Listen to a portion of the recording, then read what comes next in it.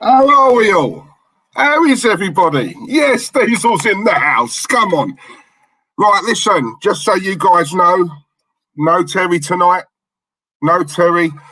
Some of you were saying that there's no sound on the intro. Apologise for that, guys. I'm not the most tech savvy. I'm nowhere near as good as Terry, that's for sure. Now, speaking of Terry, so let me tell you what happened, right? So, obviously, you know, we all know that we're playing tonight. Terry rang me up this morning.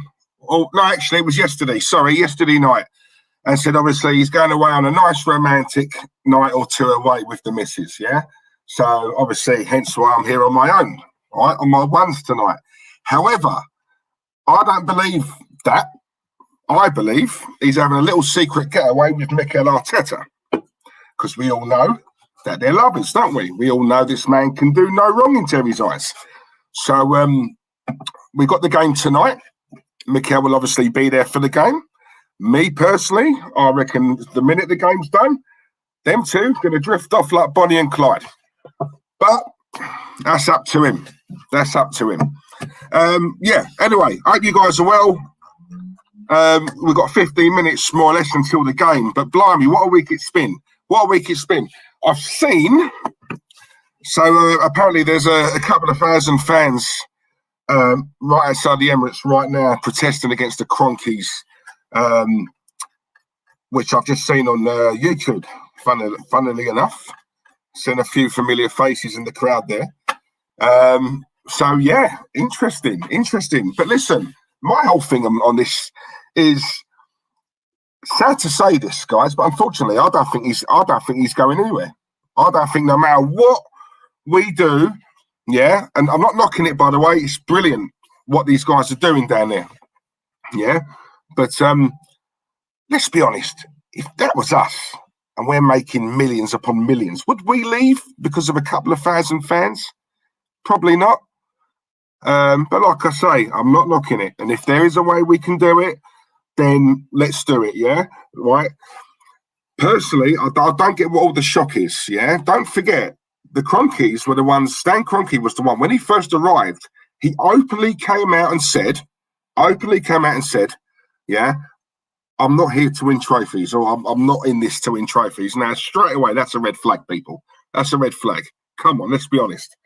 But anyway, we have got a game tonight. Everton. James Dunlop's in the chat. I think James is a little bit worried. He's on his own tonight. As am I, James. Don't worry, mate. You know, we're in this together. But listen, I've just tweeted out as well, guys, and just on a personal note, on a serious note as well. Listen, as you guys know, I'm very outspoken on this channel. Yeah, probably a bit too outspoken. And obviously, I've got, you know, I've got to try and rein that in. But no, I never will. I won't rein it in. I'm sorry. That's one of the main reasons why I got on so well with Claude, because, you know, we don't work off a script. You know, we're emotional blokes, and obviously we say it as it is. But listen, I sometimes I bash this club, and rightly so. But one thing I've got to commend Arsenal for today. They've mentioned Claude, and they've put a really nice piece of, you know, nice article in the programme tonight about Claude. And I've tweeted that, so anyone who's on Twitter, you know, anyone who follows me or whatever, you know, you don't have to follow me, but just go and have a look, and you can see what they've put. Really nice. It was a really nice touch, very classy. And I will say that about Arsenal. I will say that. Listen, you know, we all bash them from time to time, and like I said, rightly so. But something like this, utmost respect, big respect to them for that. Because they didn't have to do that. They didn't have to. And they've done it. So, you know what? Rest in peace, Claude. Love you, bruv. Love you. And I know you're here. And you know what, guys? He would have loved that. Trust me. I know him so well. He would have loved that. So, yeah. Big respect to the club for doing that as well. Big respect. And also, as well, I've just been watching these protests at the Emirates. I've seen the Claude banner. Again, it just gets you emotional, doesn't it? Just seeing it all. Just goes to show just how much this man was loved. And I tell you something, I've not met anyone who's more Arsenal than Claude. Fact. That is a fact. But you know what? Listen, we know he's here. We know he's here with us tonight, mate. And yeah, Claude, this is for you, mate. This is for you. Right. Anyway, lineups. So basically, guys, the way this is going to work, we've got Glenn coming on at half time doing the usual. Obviously, he's going to have a quick 5-10 minute chat about the first half, what we've seen in the first half. Glenn's then going to come on at the end of the game as well, as will Kenny Ken. So yeah, it's going to be the usual routine. Now go easy on me tonight, guys. Obviously, I've not done this on my own before, so yeah, be gentle with me. I'm sure you won't, but you know, it is what it is. Thick skin and all that. Come on. Right, who have we got in the chat? I haven't done this in ages, have I? Hang on, let's start from the top. David Dundas, Tony Blackwell, Jake, my guy Jake, Liam Vince. Who else? Iron Zeus. Quality name, come on. Iron Zeus again. Jamie Mix Videos, Davo the First, Brain Samples in the house. Hope you're well, guys. Warren's Team Talk. Big up Warren. By the way, guys, follow Warren's channel, please. All right, I'm going to mention that on every stream. Come on, show him some love. Arsenal Manic's in the house. Big up yourself, mate. Sam Dunster's in the house as well. Abdullah the Collector. Got that right, didn't I? Yep. David Brent, the Brent Master General. He's here as well. Lovely. Will M. Hooper. The lovely lady, Joanne Smith. Hope you're well, Joanne. Hello, darling. Seamus is in the house as well. This will take me all night, but sod it, you all deserve a mention. Essex Hammer. Come on, Essex Hammer. Hope you're well, mate. Seth Illumets. I think I pronounced that right. Trip Vic's in the house as well. Danny Cook. Come on, Danny. Hope you're good, mate. Ricardo. Love you, Ricardo.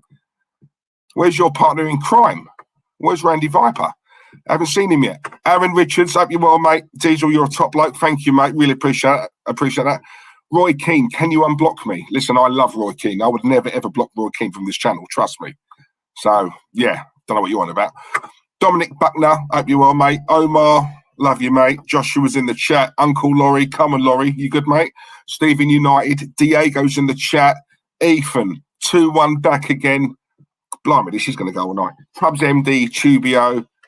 Oh, I have to skip. Static's in the chat. Hope you're well, Static. Martin Wilson, come on. Keo, El Keo's in the chat. Alan's in the chat. Martin Wilson, I think I said that, didn't I? Martin Wilson's in the chat. Chris Davison as well. Look, all the regulars. And a few new ones as well. Zafir, Ariane, Razor. Come on, right? Straw Hat. Yeah, come on. Right, lovely. Right, listen. So what we're going to do, I'm just going to quickly run through the teams, right? Because I've just seen the lineup and I'm not entirely happy with it, right? And I know if Terry was here, he'd be like, no, Diesel, just let them play the game and we can judge after. Nah, sod all that.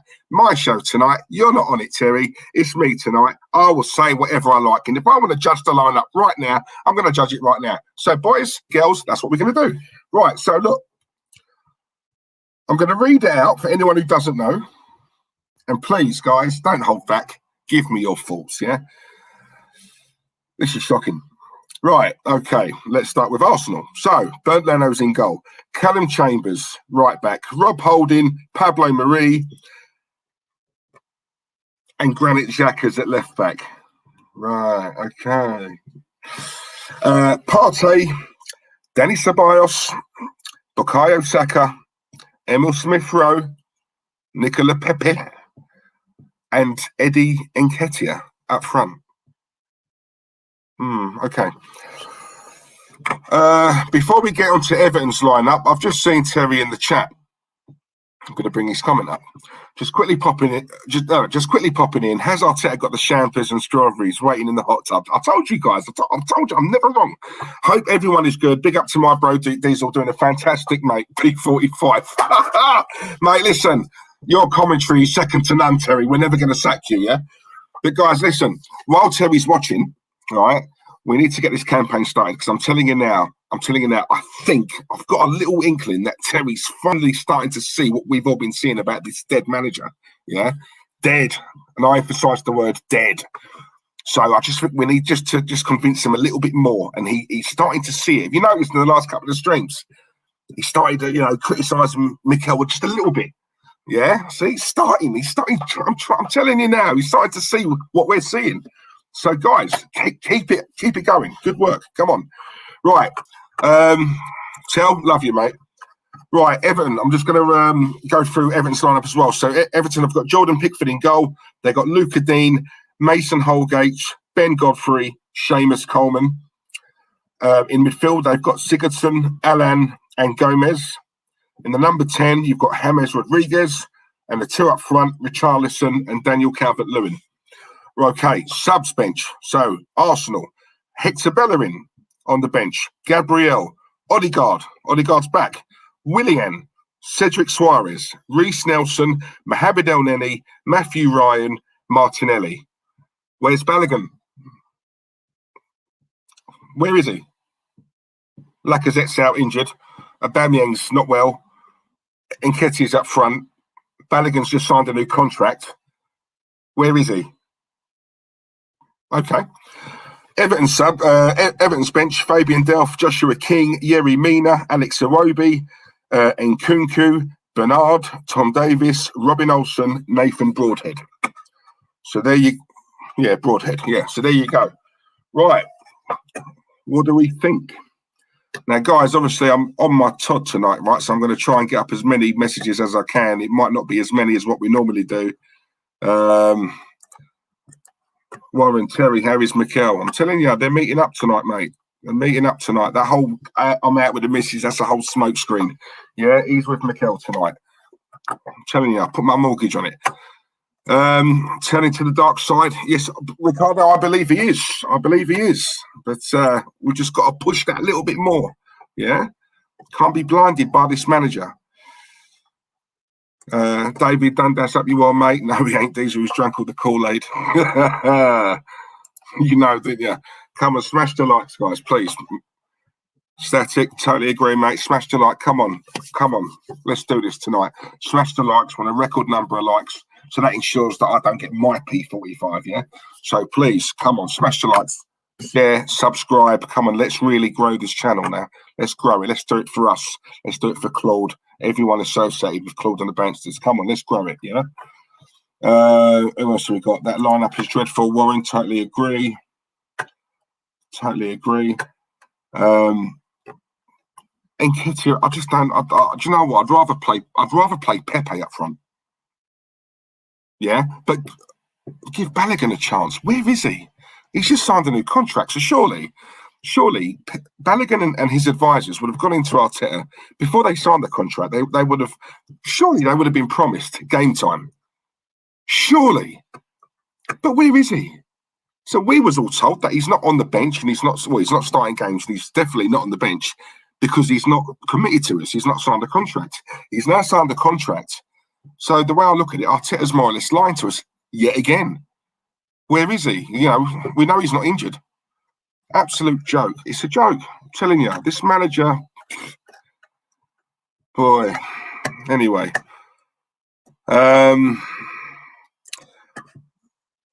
Xhaka again. I mean, at left back. Do you know what, guys? Right, very quickly. Let's be honest. I say 8 o'clock, right, the game's going to start now.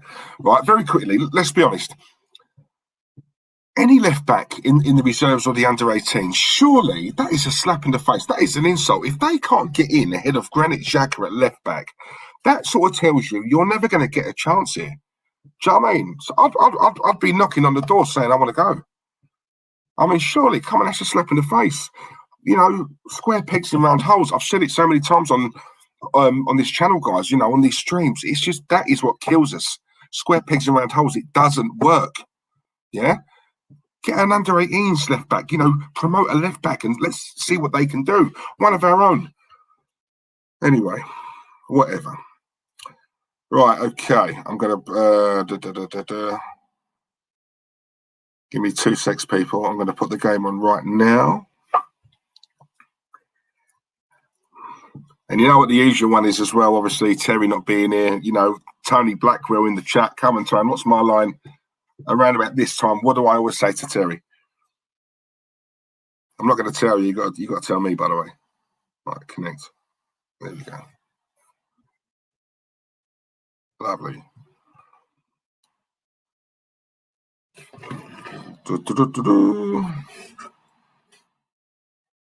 Ah, Randy's here. Randy Viper. Where you been, mate? All right, so okay. All right, I'm just trying to get it, guys. Just trying to get it. 2 seconds. 2 seconds. 2 seconds. Oh, I should have got the volume down. Here we go. Can I enlarge that? Right, here we go, people. Right, so I'm in the game. Right, okay, just right, in terms of a time check, I'll tell you where I am. 2 minutes 14, 2:15, 2:16.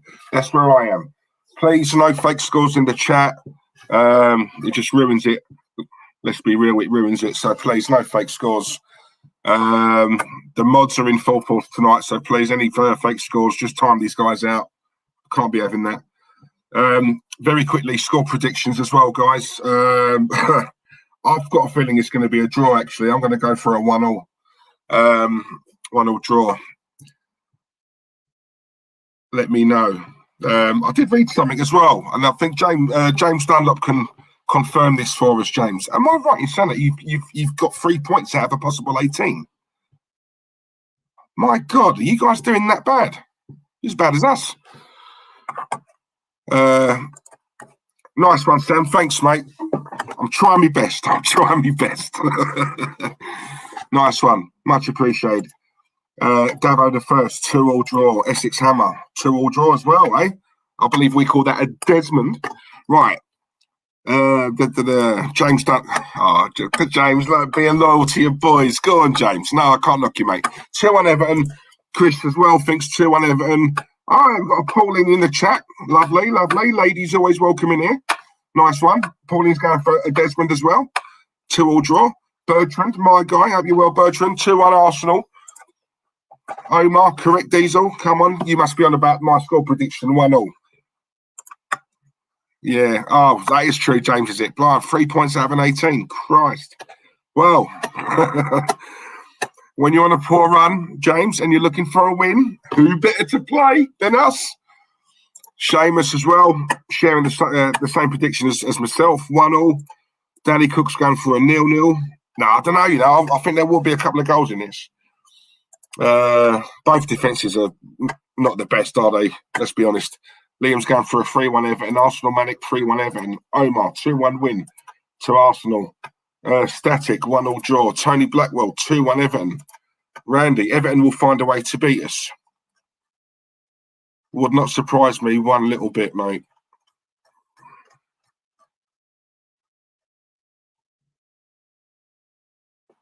Where was we? Ricardo's gone for a 5-1 Everton.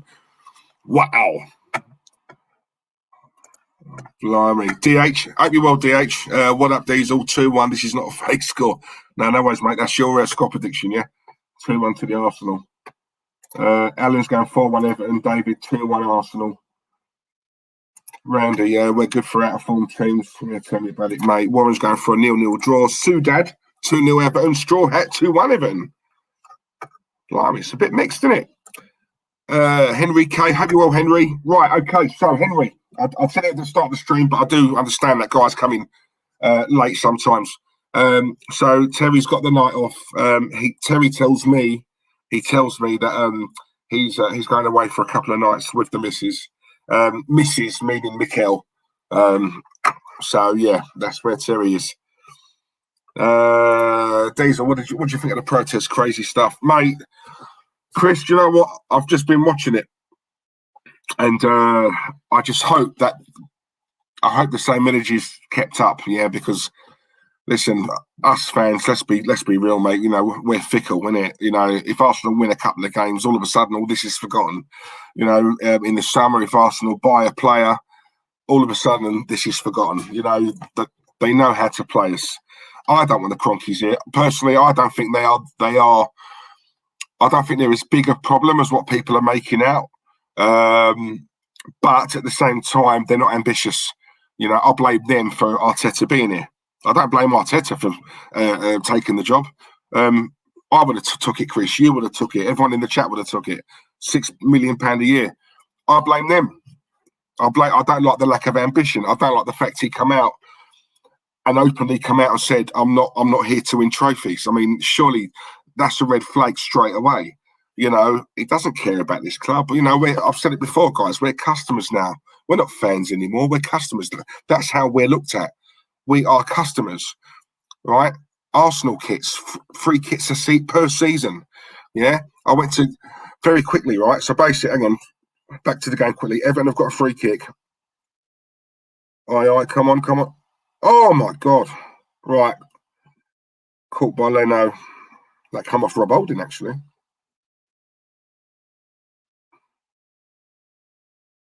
Oh, that looks offside.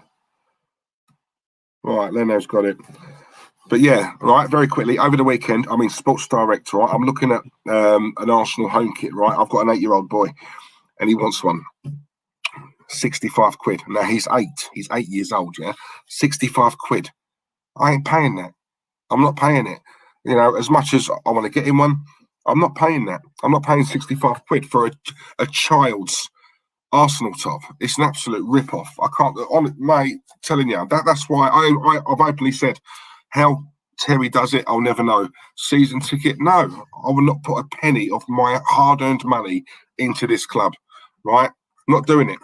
Not doing it. You know, sorry.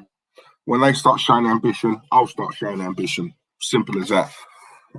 Right, okay. Nicola Pepe, he's got the boys on the wing, trying to get past Seamus Coleman.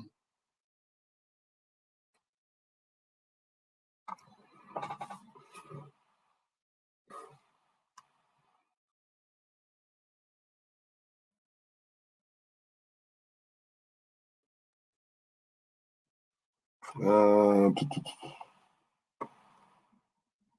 bloody hell, keeps freezing this. Hang on. Oh, let's try something else. Bear with me, guys. 2 seconds. Yeah, 2 seconds. Hang on.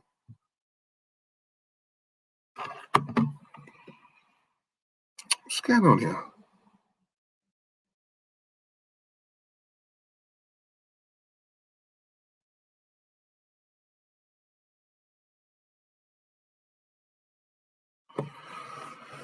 Oh, my screen's froze, guys. Hang on 2 seconds. I'm just trying to find the game.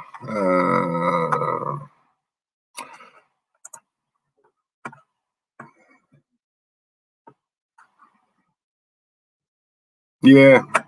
He wants the own one, though, mate. That's the only thing. You know what kids are like. They don't shut up until they get it, do they? All right, let's have a look.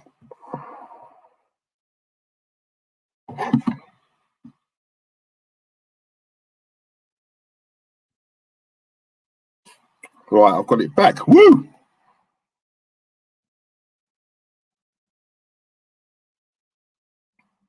Right, okay. Rob Holding's on the ball now. Was that? Oh no, sorry, Callum Chambers. Right, quite they look alike from a distance, don't they? Thomas Partey. Right. Luca then got the ball, rolls it back to Pickford. Pickford boots it out. Oh, well chested by Thomas Partey. Nice. Danny Ceballos on the ball. Come on. Forward. None of this backwards and sideways window wiper stuff. Come on.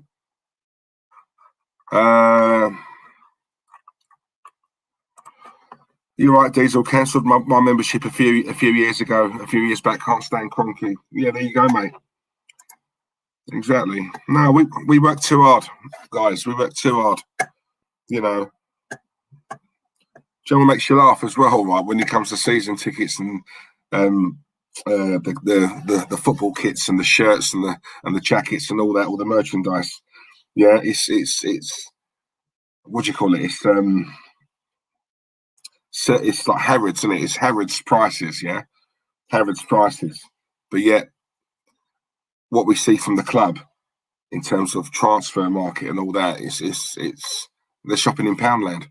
You know, that for me, I can't get on board with that. I just can't do it, and I won't do it. It's as simple as that. Yeah. I keep on saying it, and I say this to Terry all the time, you know, sure, you know, we have the highest ticket prices in Europe.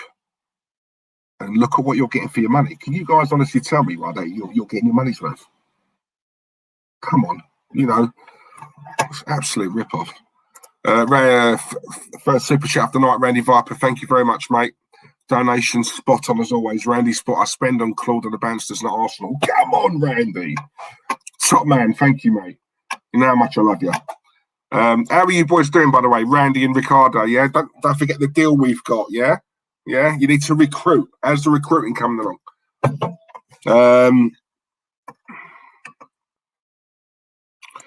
What minute am I on? Tone, I'm on 12, 11. Raw. 12, 13, 12, 14, 12, 15. Cross just came in from Luca Dean, Calvert-Lewin. Bullet header, just gone wide.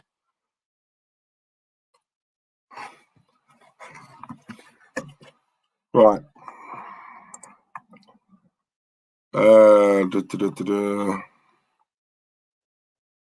Right, Rob Holding to Pablo Marie. Come on, guys. I want to see some intent now. Come on. Drive. Pablo Marie to Rob Holding. Oh, long ball up to Emil Smith-Rowe. Tries to control it. Bad first touch. Gone out for a goal kick.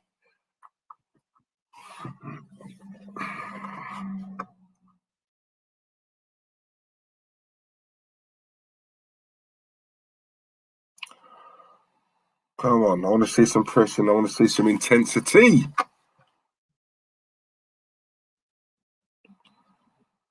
God, could Jordan Pickford's there? God, he's let that grow, hasn't he? Blimey. Someone needs to tell him that the barbers are open now. Or in his case, the hairdressers, the salon.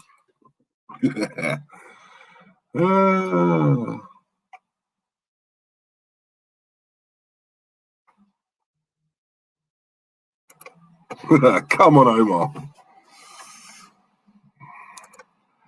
Aaron Richards. Hope you, Aaron. Got a feeling this dead manager is going to get schooled.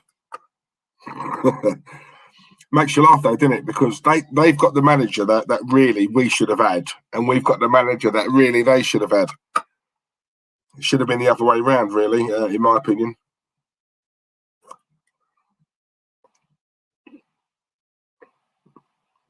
I am jealous though. I've got Ancelotti is a top manager. But again, it just shows the ambition. You know, I'm sure James Dunlop would agree, you know, go back sort of 10, 15 years. Could you know what, you know, with all due respect to Everton, there's no way they would have got a manager of that ilk.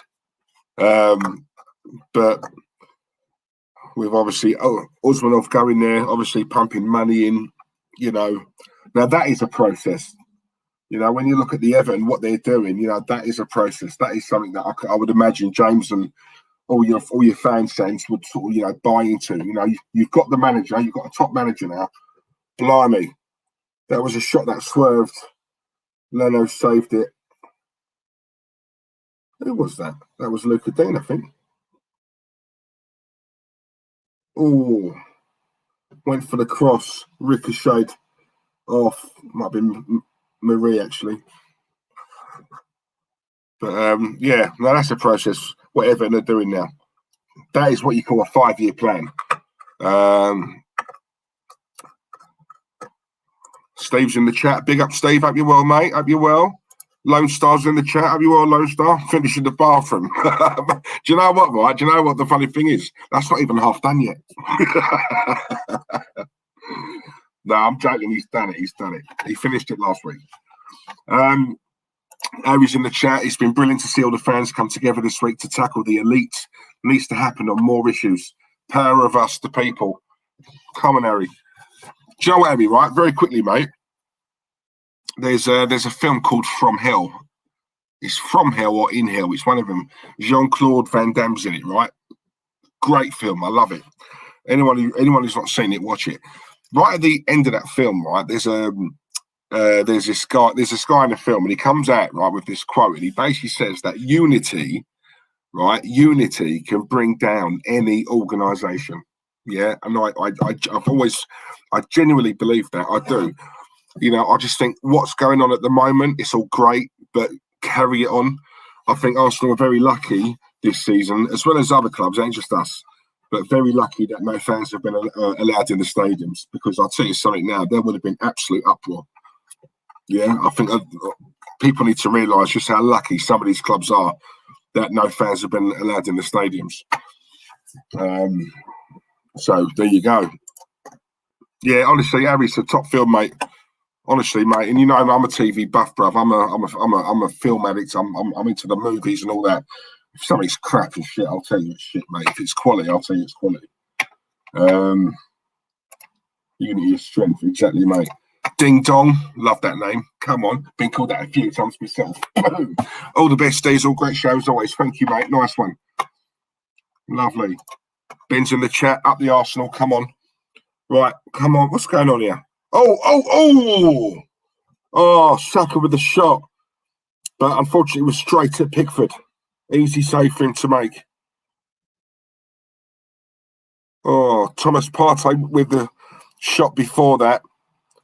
Come off an Everton player. Crossed into the box. Saka, yeah, straight at the keeper. Unlucky, mate. Unlucky. At least he's trying. He's taking some shots. Come on. For me, we're still a bit too passive. For me, it's not a dead rubber. We all know that this dead manager's treating it like that. But for me, it's not. It's to be going out and winning every single bloody game. Yeah? Or at least attempting to.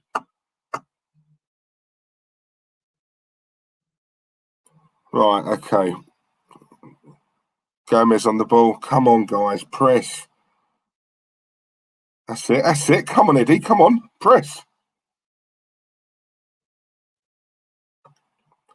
Right, long ball from Everton. Back to Leno. Leno rolls it out. Danny Ceballos on the ball. Driving forward. But guess what Danny does? Drives forward, then cuts it back, or he goes sideways. I'm telling you guys, window wipers. Window wipers, yeah?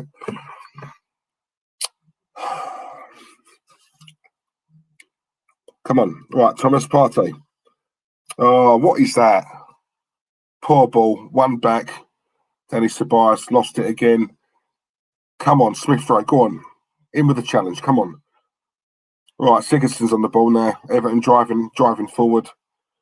Oh, God. Sigurdsson on the left-hand side. He's on the wing. Takes the cross. Comes off Partey. Right, Arsenal win it back. Well done, Saka. Right, Smith Rowe. Come on, go forward. Forward, son. The Croydon De Bruyne. Nicola Pepe. Come on. Go forward. Come on. Backwards. What's going on here? Right, Rob Holding's on the ball. Chambers back to Rob Holding. Trying to pick out a pass. Decides against it. Pablo Mari now. Lovely. Granit Xhaka, our left back. Woo! Unbelievable.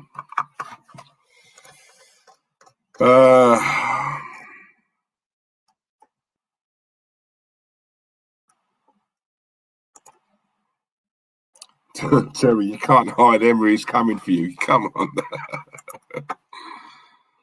Oh, cheers, Diego. Thank you, mate. Really appreciate that. Keep hitting the likes and share the live stream on all platforms. Thank you very much. Come on, guys. Let's really grow this now, yeah? We've got something here. So I say this to Terry all the time, like, to be fair, we say it to each other. We've got something really special here. Like, I genuinely believe that, yeah? We've got something really special. For me, it's the biggest community channel I've seen, within the Arsenal channels anyway. And you know what? There's no telling how much more we can grow. So yeah, please keep smashing the likes, keep sharing, keep subscribing. Tell your mates, tell your bird, tell your boyfriend, tell your husband, tell your wife, tell your cousin. Come on, we can do it.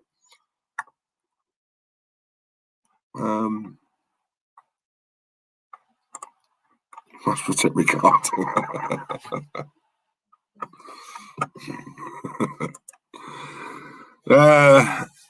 When Ray kept denying he doesn't work for Arsenal, I knew immediately he was lying. We all know he is.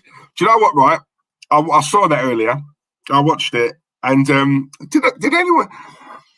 I had a long chat with Terry earlier on about it, right? Was it just me? Or did Ray feel really uncomfortable saying all that? It was like he had a script. It was like he was told, yeah? He had to like say these things. He just did not look comfortable. He looked awkward, and I don't know if he meant what he was saying. Really, it just felt to me a little bit forced, and I don't like the false pretenses. Under false pretenses, you know, if you're asking me to come on and come here and to talk about the Super League or whatever, then fine, we'll talk about that. But don't get me here and ambush me. Yeah, don't have, you know. I don't agree with that. Fair play to Robbie for keeping his lid, because I don't think I could have. But shame, you know. I think we know that in some capacity, Ray's probably, obviously, you know, doing something with the club, whether it be media relations or PR or whatever. Yeah, but it's like we say, you know, they don't want to upset the club. Just because these players played for us, and you know, I loved Ray Parlour. Ray. You know, Ray's from obviously Essex, mate. Do you know what I mean? Like, he's from the manor. But as a player, loved him. Yeah, don't get me wrong. Right, Ray could probably walk into our midfield right now and be our best midfielder. You know, and that's a fact. But I don't know, man. I don't know. I don't know. But I'm not going to lie. There are some things Ray said I do agree with. There are some. You know, I promised I'd be on my best behaviour tonight. I'd love to tell you which parts I agree with, but unfortunately I can't. But yeah, not all of it, some of what he said, I tend to agree a little bit, if I'm honest.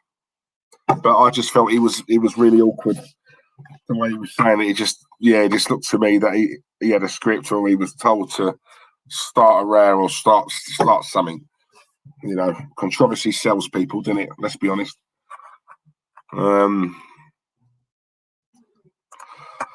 That's what TalkSport do, Diesel. They try to antagonise debate. That's where Terry got his diploma and been causing arguments ever since. Tony, right? Can you imagine, right? You know how much me and Terry row on here. Could you imagine if we was actually in a studio? Could you imagine if we was like face to face? Oh my God, he'd go off on it. Go off. My God. Saka. Oh, took the shot, was blocked. Everton win the ball back.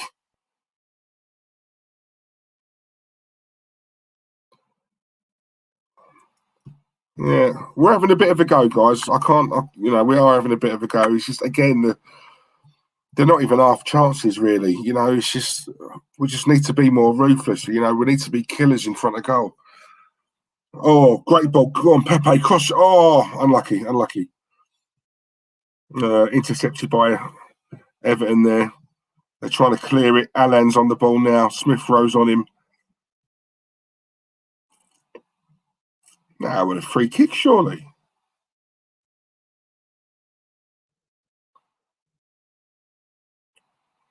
I think that's a free kick to Everton.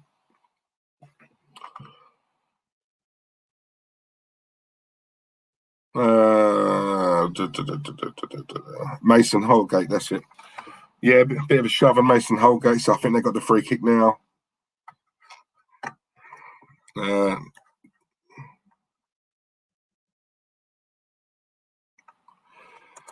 Ian Barron's in the chat. Ian, the Darlington fan, hope you're well, mate. Or should I say the mad Darlington fan? Diesel, I can remember seeing Ray Parlour in Darlington train station when he signed for Middlesbrough back in the day. Memories. Yeah. So, yeah, he went there, didn't he? Middlesbrough.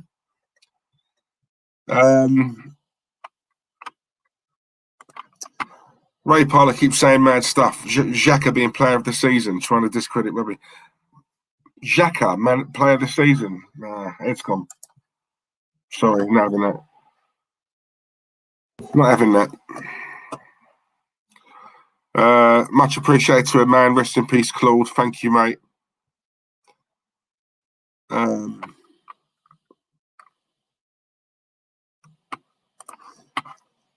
These are if you had a studio, we would see the pair of you over the desks and at each other's throats. And for us in the chat, it would be free, better than pay-per-view. Mate, you know, all right, we have. I think going forward, we do want to, not all the time, but every now and again, I would like to do a studio, live in the studio. So yeah, we were actually talking about doing that a year ago, and obviously, the lockdown happened. In a pub maybe as well, like we could do a watch-along, but in a pub watching it with a pint, or in my case, a JD and Coke. I'm not a pint man, I'm a spirits man. So, except when I'm at home, I'm a cappuccino man. So yeah, no, we will be doing that at some point, I'm sure.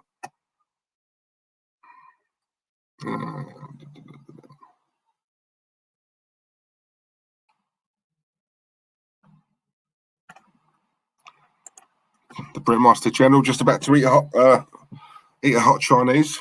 Jealous, mate, jealous. Right, Everton on the ball. Come on, guys. This game ain't getting going at the moment, is it?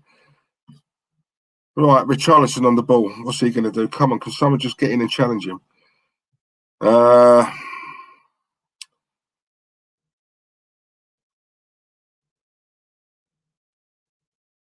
What's with the lack of pressing here? Oh my God, Everton just playing with it.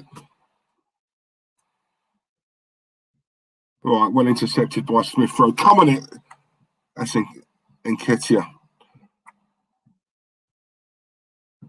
Almost, yeah, he was pressing it, almost nicked the ball, but Everton got the ball back. He got Allen on the ball at the moment. Now Gomez. I just don't get why we don't press, guys. I just don't understand it. I just don't like hunting packs. When you watch Man City, Richarlison's in. Oh, he's in the box. He's in the. Oh! Took the shot, saved by Leno. I thought the rebound was going to go to an Everton player, but we cleared it, luckily enough. Martin. Oh, I got away with that. God, Richarlison went straight through. Oh, good save by Leno. Fair play to him. Right, we got off with that one. Christ. I'd have to see that again. I want to see where everyone was. Where the hell was Xhaka? Pablo Marie as well. Is this a training session? Do you know what I mean?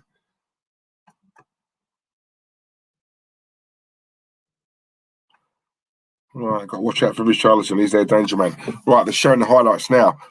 Free ball from Allen. Richarlison, look, sidesteps Pablo Marie, sends him one way, takes a shot. Leno save. Yeah, Calvert-Lewin sniffing around, but luckily we cleared it. Right, it's now in Everton's half. Come on. Right, Rob Holding. To Chambers. To Rob Holding. Oh, come on, guys. It's just all too static, man. Hey, static in the chat. Come on. It's just too pedestrian, though, guys. It's too slow. Like, Danny Ceballos. Right, he's driving forward. Now watch what he does. Okay, it's not a bad ball. All right. Callum Chambers out to Saka, right on the right-hand side. Come on, right. Oh, he gets the ball nicked off him, so now we lose the ball. Everton on the ball now. Back to the keeper, Pickford.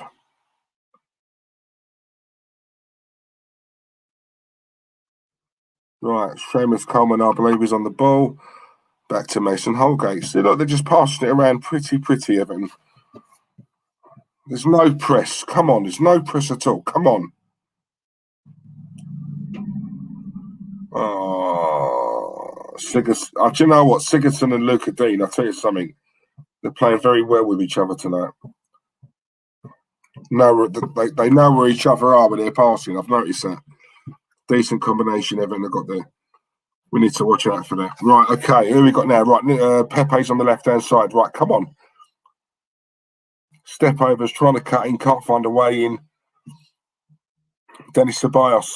Come on, Partey. Passes to Rob Holding. Out to Saka on the right-hand side. Then we're going backwards again. Rob Holding, come on. Thomas Partey, Pablo Marie. Eddie Nketiah is on the ball now. Come on. Decent ball. Right, Nicola Pepe on the left-hand side. What's he going to do? No, you're going to go backwards, yeah? Okay, Nick.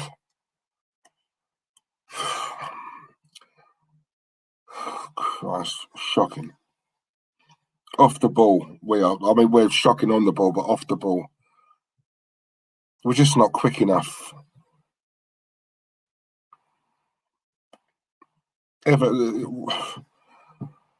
Christ, we're playing into Everton's hands at the moment, guys. We're just not. There's none of that pass and move anymore.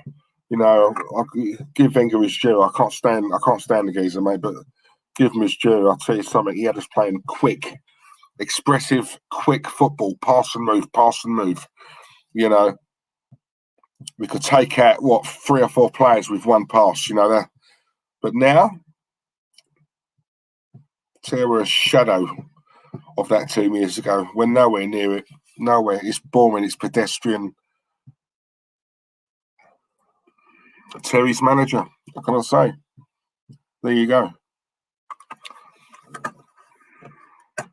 This is a manager, by the way, who's worked under Pep Guardiola. Yeah.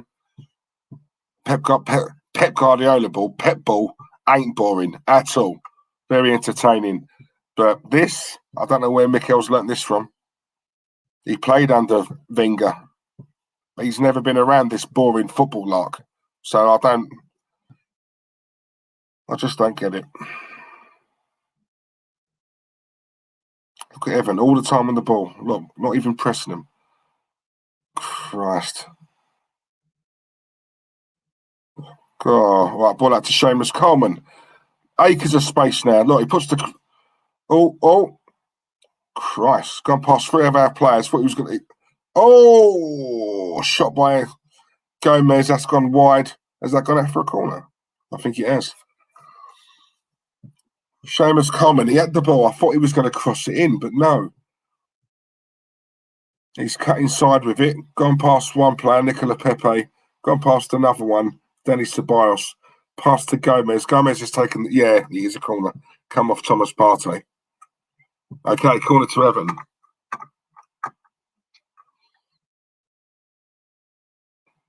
Corner comes in. Oh, driven in. Oh, God, get rid of it. Come on. Oh, too many players in the box. Evan took a shot there, blocked by one of our players, but Gylfi Sigurdsson's now. He's crossed it in, cleared. Right, let's break away now, guys. Come on, Dennis Ceballos on the ball. Great ball, actually. Fair play to him. Eddie Nketiah's on the ball now, but he's got no help. Come on. Well held up by Eddie. I'm not blaming him for that. He had no help. Pepe's on the ball. Cross comes in. Headed out by Mason Holgate, I believe. We win it back, luckily enough. Right, come on. Come on. Forward. Oh, this is crap, mate.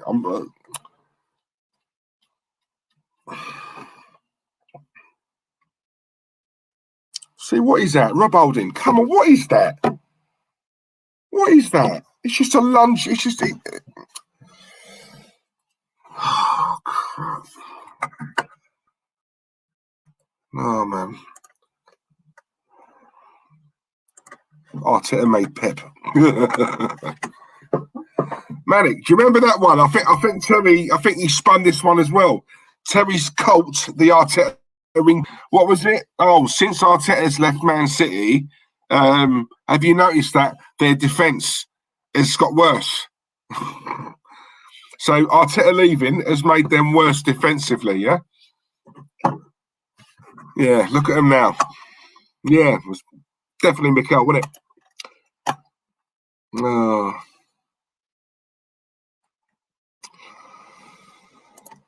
It's so dead, this game. Yeah, tell me about it. Unai Emery's in the chat. Good evening, Unai. Good evening. Evening, Diesel. Hope you're well, mate. How you feeling for the next Europa tie? Well, it depends if we turn up. Listen, I've said it before. You know, we have the better team. Let's be honest. This team is this team ain't great at all. You know, I think we all know that. But out of the two teams, let's be real. On paper, we have got the better players. You know, we have got the better team. If we turn up, then we should do it. But it's like you say, if we turn up, don't forget, Unai Emery knows his players inside out. He's, you know, for me, it's going to come down to tactics. Who's going to outsmart the other one? So yeah, we'll have to see. We'll have to see. But I've seen a lot of Arsenal fans writing this game off like we're already through to the final. You know, guys, don't do that, please. Don't do that. You know, this is going to be tough, right? Don't compare these guys with Slavia Prague. Unai Emery is going to want revenge, yeah, and he will have those players fired up for this. Trust me on that. He will have them fired up. So it's going to be who wants it more, and also it's going to come down to tactics. You know, in my opinion. So yeah, we'll have to see. We'll have to see. But if we beat Villarreal and we get through to the final, I'm not changing my stance on that. Unai Emery is 10 times better as a manager than Arteta. He's 10 times more of a manager. So whether we beat them and we go through, people are billing they're billing this up as Arteta versus Emery. Yeah, no chance. Emery pisses all over Arteta, pisses all over him, and some. Right, free kick to Everton. Looks like Sigurdsson's going to take this. Actually, Sigurdsson's standing over the ball, as is James Rodriguez. Set piece goals. Everton have got 12 goals from set pieces this season. So they're in the top 3. And Sigurdsson, I'll tell you what, he's a good player, Sigurdsson. Very underrated, I feel. Very underrated. I think he's a very good player. He works hard as well. Looks like he's going to take it. Oh, I've got a bad feeling. Oh, guys. Boys and girls, he's taking a free kick. It's hit the crossbar. Oh. Hang on, let me have a look at that again. Oh. So, yeah, to be honest, I think Leno just about had that covered. But, yeah, good free kick. Hit the crossbar. Again, we get away with it again. Azzy, hope you well, Azzy. Is Terry at the protest? He is, but he's not there to protest. He's round the back, waiting round the corner, waiting for the game to finish so him and Mikel can drive into the sunset. Just like Bonnie and Clyde. The Arteta cult. What we got here? Liam, hope you well, mate. Emery wants revenge for the players getting in the sack. Oh, mate, he does. I'm telling you now, he does. He does. He'll be putting everything he's got into these 2 games against us. Let's be honest, it's scripted, isn't it? You know what I mean? Won't be surprised if they smash 5 past us. No, it won't surprise me at all, if I'm honest. Static, thank you, mate. Yep, keep reiterating this message. Smash the likes, people, please. Smash the likes. Share, subscribe. Come on, let's really make this channel blow, yeah? Let's do it. Come on.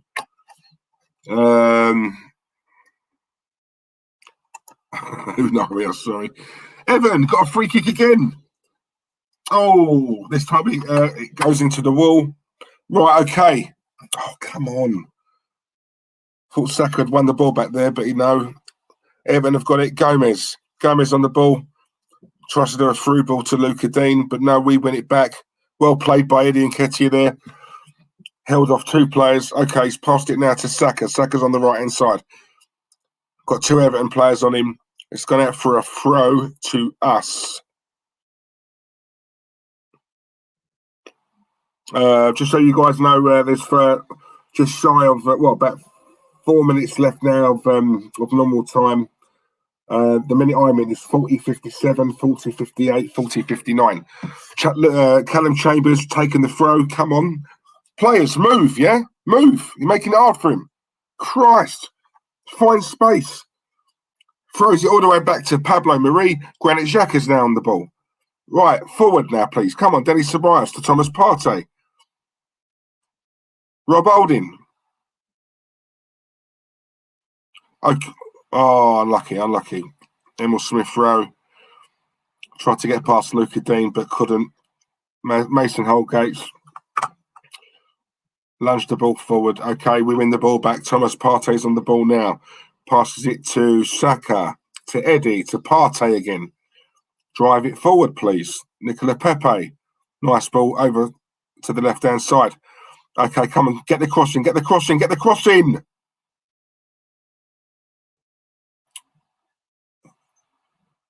Oh.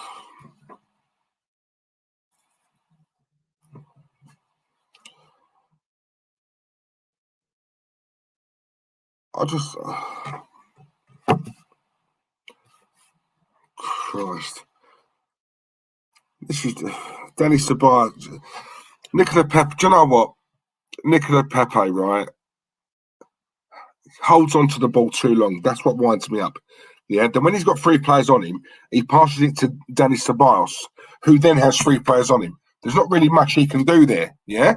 Release the ball quicker, right? He gets in some great positions, but he holds on to the ball too long. Right, ball forward there by Pablo Mari. Who are you passing to? Who's up there? Eddie's ran for it, cleared by Everton, throw to us. Right, throw goes to Danny Ceballos, back to Granit Xhaka. Thomas Partey's on the ball now. Come on to Smith-Rowe. Passes it back to Rob Holding. Okay, who we got? Callum Chambers on the right. Pass to Saka. Saka's lost the ball. Poor first touch. Everton have the ball now. Right, Everton on the attack. Richarlison's on the ball. Well won back by Granit Xhaka. Okay, we've got the ball back now, guys. Thomas Partey on the ball. Come on. Long ball. Oh, good ball, actually. Oh, please keep that in. No, he can't. Unlucky. Pass, yeah. Long ball to Nicola Pepe.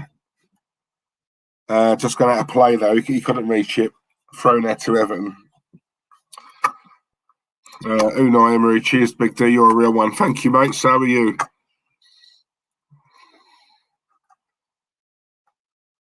I did see a comment here that I wanted to read out. Where is it?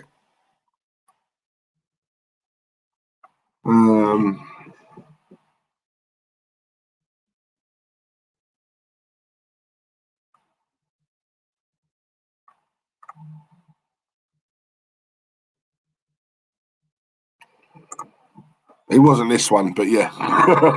Do you know what I mean, Chris? Oh, man. Oh, here it is, David Brent, the Brent Master General. You were spot on ages ago with the Sean Dyche assistant analogy. Do you know what, Mr. Brent? Still, I say that to Terry all the time. Would you have wanted him if he was the number 2 to Sean Dyche at Burnley? Right? I'm still to this day to hear an answer. Do you know what I'm saying? Let's be honest. It's purely because he works under Pep. So we see how Man City play, right? And Raheem Sterling and a couple of others come out and said, "Oh, he's really improved my game. Yeah, he coaches me. He's really, really good." Well, let's be honest. No player's going to come out and say he's crap there, are they? Let's be honest, right? And he probably is a good coach. I ain't knocking that. But there's a big difference between coach and manager, right? If you want Arteta to be a coach at Arsenal, put him in a coaching capacity, but don't have him as our manager. And we're now starting to see that it's not working. We've seen this for a while anyway. Well, Diesel, Arteta was one of the very boring, slow few in that Wenger side, so it isn't much of a surprise. Exactly, mate. Shocking. Right, long free kick from Everton into our box. Richarlison, come on, out-muscle him. Right, barge by Richarlison on Granit Xhaka. We get the free kick.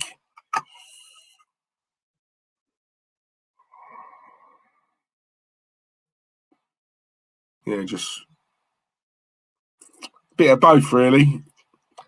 They were both barging each other, really. But yeah, very clever there by Granit Xhaka, I must admit. So yeah, we get the free kick. Arteta's team selection and in-game management is not great. No, it's not at all, mate. That's being polite. I still don't know why Terry wanted Arteta. You know, Warren, I'll tell you why. I've said it already, right? The reason he wanted him, yeah, two reasons. Number one is because he's worked under Pep, right? So for Pep to have gone to have worked under Pep, and let's be real, Pep can have whoever he wants, yeah? He picked Arteta. So straight away, people are thinking, oh, well, if he's done that, he must have something about him. That's the first thing. The second thing is, and I know this for a fact, it's because a couple of those players, Raheem Sterling and a couple of others, they openly come out and said, look, you know, Mikel's really improved me. He's improved my game. You know, the way he coaches us is very meticulous and stuff like that. Those are the only two reasons. That is it. That's where it ends. So yeah, there you go. Those are the reasons. Is that enough for me? No, but you know, a few Man City fans of like who we know, like through obviously in the YouTube world, of big up to Andy, Man City Fan TV, by the way. Big up to him, lovely bloke. But Andy said openly that they would love to have Arteta back. Okay, so just because they've said that, that means he must be great then, because you've managed to find 2 or 3 Man City fans who actually like this bloke and want him back. I guarantee if you'd done a survey of all the City fans, right, they wouldn't want him. Right? But luckily, you managed to find the only 2 or 3 who actually like the bloke. Imagine that. Alexandre Gomez is in the chat. Hey, Alexander, I hope you're well, mate. Love you, mate. Enjoying your stream, man, on a wet day in Houston, Texas. Kudos. Thank you very much, Alexander. Okay, it's half time, guys. It's half time. Well, it is on my screen anyway. Let's be honest. Not much, is it? It's drivel. We haven't played. Listen, I've seen us play a hell of a lot worse. Everton are looking a little bit dangerous. To be honest, as Ricardo said earlier on, it just looks to me like a bit of a training session. The problem is with Arsenal, right? And I've always said this, yeah. I always, what I look for really, right, is mostly I want to see what these players do off the ball. For me, off the ball is more important than on the ball. And I said it, I think when we did the last watch-along, right, when we had Martinelli playing, I've seen that player get the ball, drive forward, he gets himself into good positions, right? But then I look around and he has no help. Right, there's been a couple of times, guys, in that first half, Eddie Nketiah, right, gets the ball, drives forward, right, but he needs support. He's got no support. Off the ball, we are shocking. We are shocking at finding space. Right, we don't know how to use the pitch. Yeah, this is why I love wingers. I love those old school wingers. I said this before. The likes of Rumours, Kanchelskis, Man United. Those old school wingers, chalk on your boots and all that. Right, so who could use the width of the pitch. Right, we go through the middle too much. This is why I keep saying and they're very hard to find at the moment because I don't really know of many. In football like nowadays, but I'm on about old school wingers, not inverted wingers who always need to come in. I'm on about wingers who can drive to the byline, get to the byline, whip a ball in, yeah? Right? Use the full length of that pitch, use the width. If you can't go through the middle, doesn't matter. We can get through him by the wings, on the outside. And this, until we address that, listen, we're very easy to play against, guys. We're very easy to play against. I'm just going to send this. Give me 2 seconds, guys.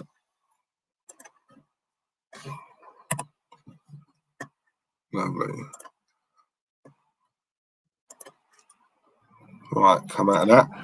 I've just sent the link to Glenn if he's watching. Sorry, I forgot to do that earlier on, Glenn. If you're watching, mate, apologies. So Glenn will be on shortly to give us his take on that first half. And also, what's great for me is when he comes on, I can sneak off for a crafty fag. So, yeah. So we'll just wait for him at the moment. Right, so what they're showing us the protests outside the Emirates. Loads of fans are still there. The banners are up. The posters are up. Woo! Guys, quick question, right, before Glenn comes, yeah? Quick question. Honestly, hand on heart, this is great what we're doing, yeah? But will it make a difference? Let me know. Do you reckon it'll make a difference? Do you reckon the Cronkies are going to see this and think, oh, God, they don't like us. We better pack up and go. And that's not me taking a piss. It's really not. I just can't see. It's a money-making machine, isn't it? You know, if we keep it up, and next season, right, when the fans are back in the stadium, if we can keep the same energy, that's where I think it will hit them. It'll hit them in the pocket. Yeah. Listen, we all know, right? The only way to hurt a billionaire is through the pocket. It's money. Yeah, it's money. It's what a lot of women say about us guys. That's how they hurt us, through the wallet. All right. It's true. It's through the money. You know, it's by you know, not when the fans are obviously back in the stadiums. It's about not buying hot dogs. Yeah, not buying drinks, not buying burgers. Was it what, £10 a burger? Yeah. What, for a pint in the Emirates? What is it? A tenner? £8? Ridiculous. And that's where they make their money. You know, Arsenal make about 3.5 million every home game. That's a fact, by the way. That's a fact. 3.5 million every home game. Hot dogs, burgers, merchandise. Yeah. Drinks. It's an absolute rip-off. It's a rip-off. Yeah. That's how we're going to hurt them. Don't buy anything. Don't buy anything. Yeah. That will make them wake up. It's the minute you hurt billionaires and millionaires, right? When you hurt them in their pocket, they finally wake up and they start listening. Yeah. And that's what we got to do. We've got to keep up the same energy.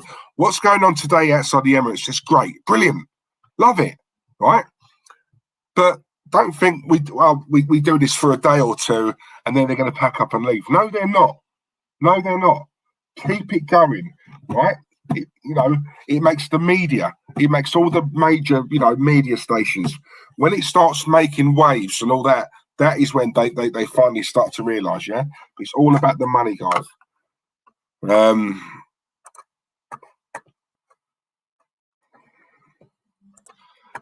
$16 for a pint. Wow, better be a great place. David, trust me, mate, it's a homebrew. That's how much it is, mate. I'm not even joking. Not even joking. What you hope for, Diesel, that the Cronkies get to understand the fans, and that applies to all clubs when you think about it. It won't affect the Crankies. No, it won't. It won't. Don't buy tickets or merchandise. Jeff Cross, hope you well, Jeff. I'm telling you, guys, that is the only way you will get rid of them. It's the only way, through the pocket. Through the pocket, I'm telling you. They don't care. Do you know what? The funny thing is, all these protests are going on outside the Emirates. Do you know what? Stan probably don't even know. He don't know anything about it. And if he does know, he don't care. Like I say, we're customers now. This used to be a working man's sport. It's middle class now, isn't it? That's how it's going. It's sad.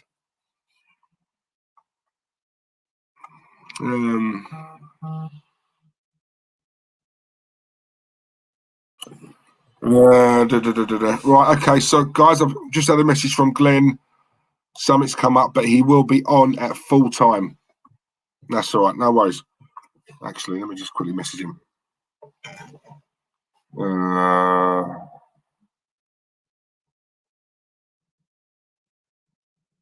Give me 2 seconds, guys.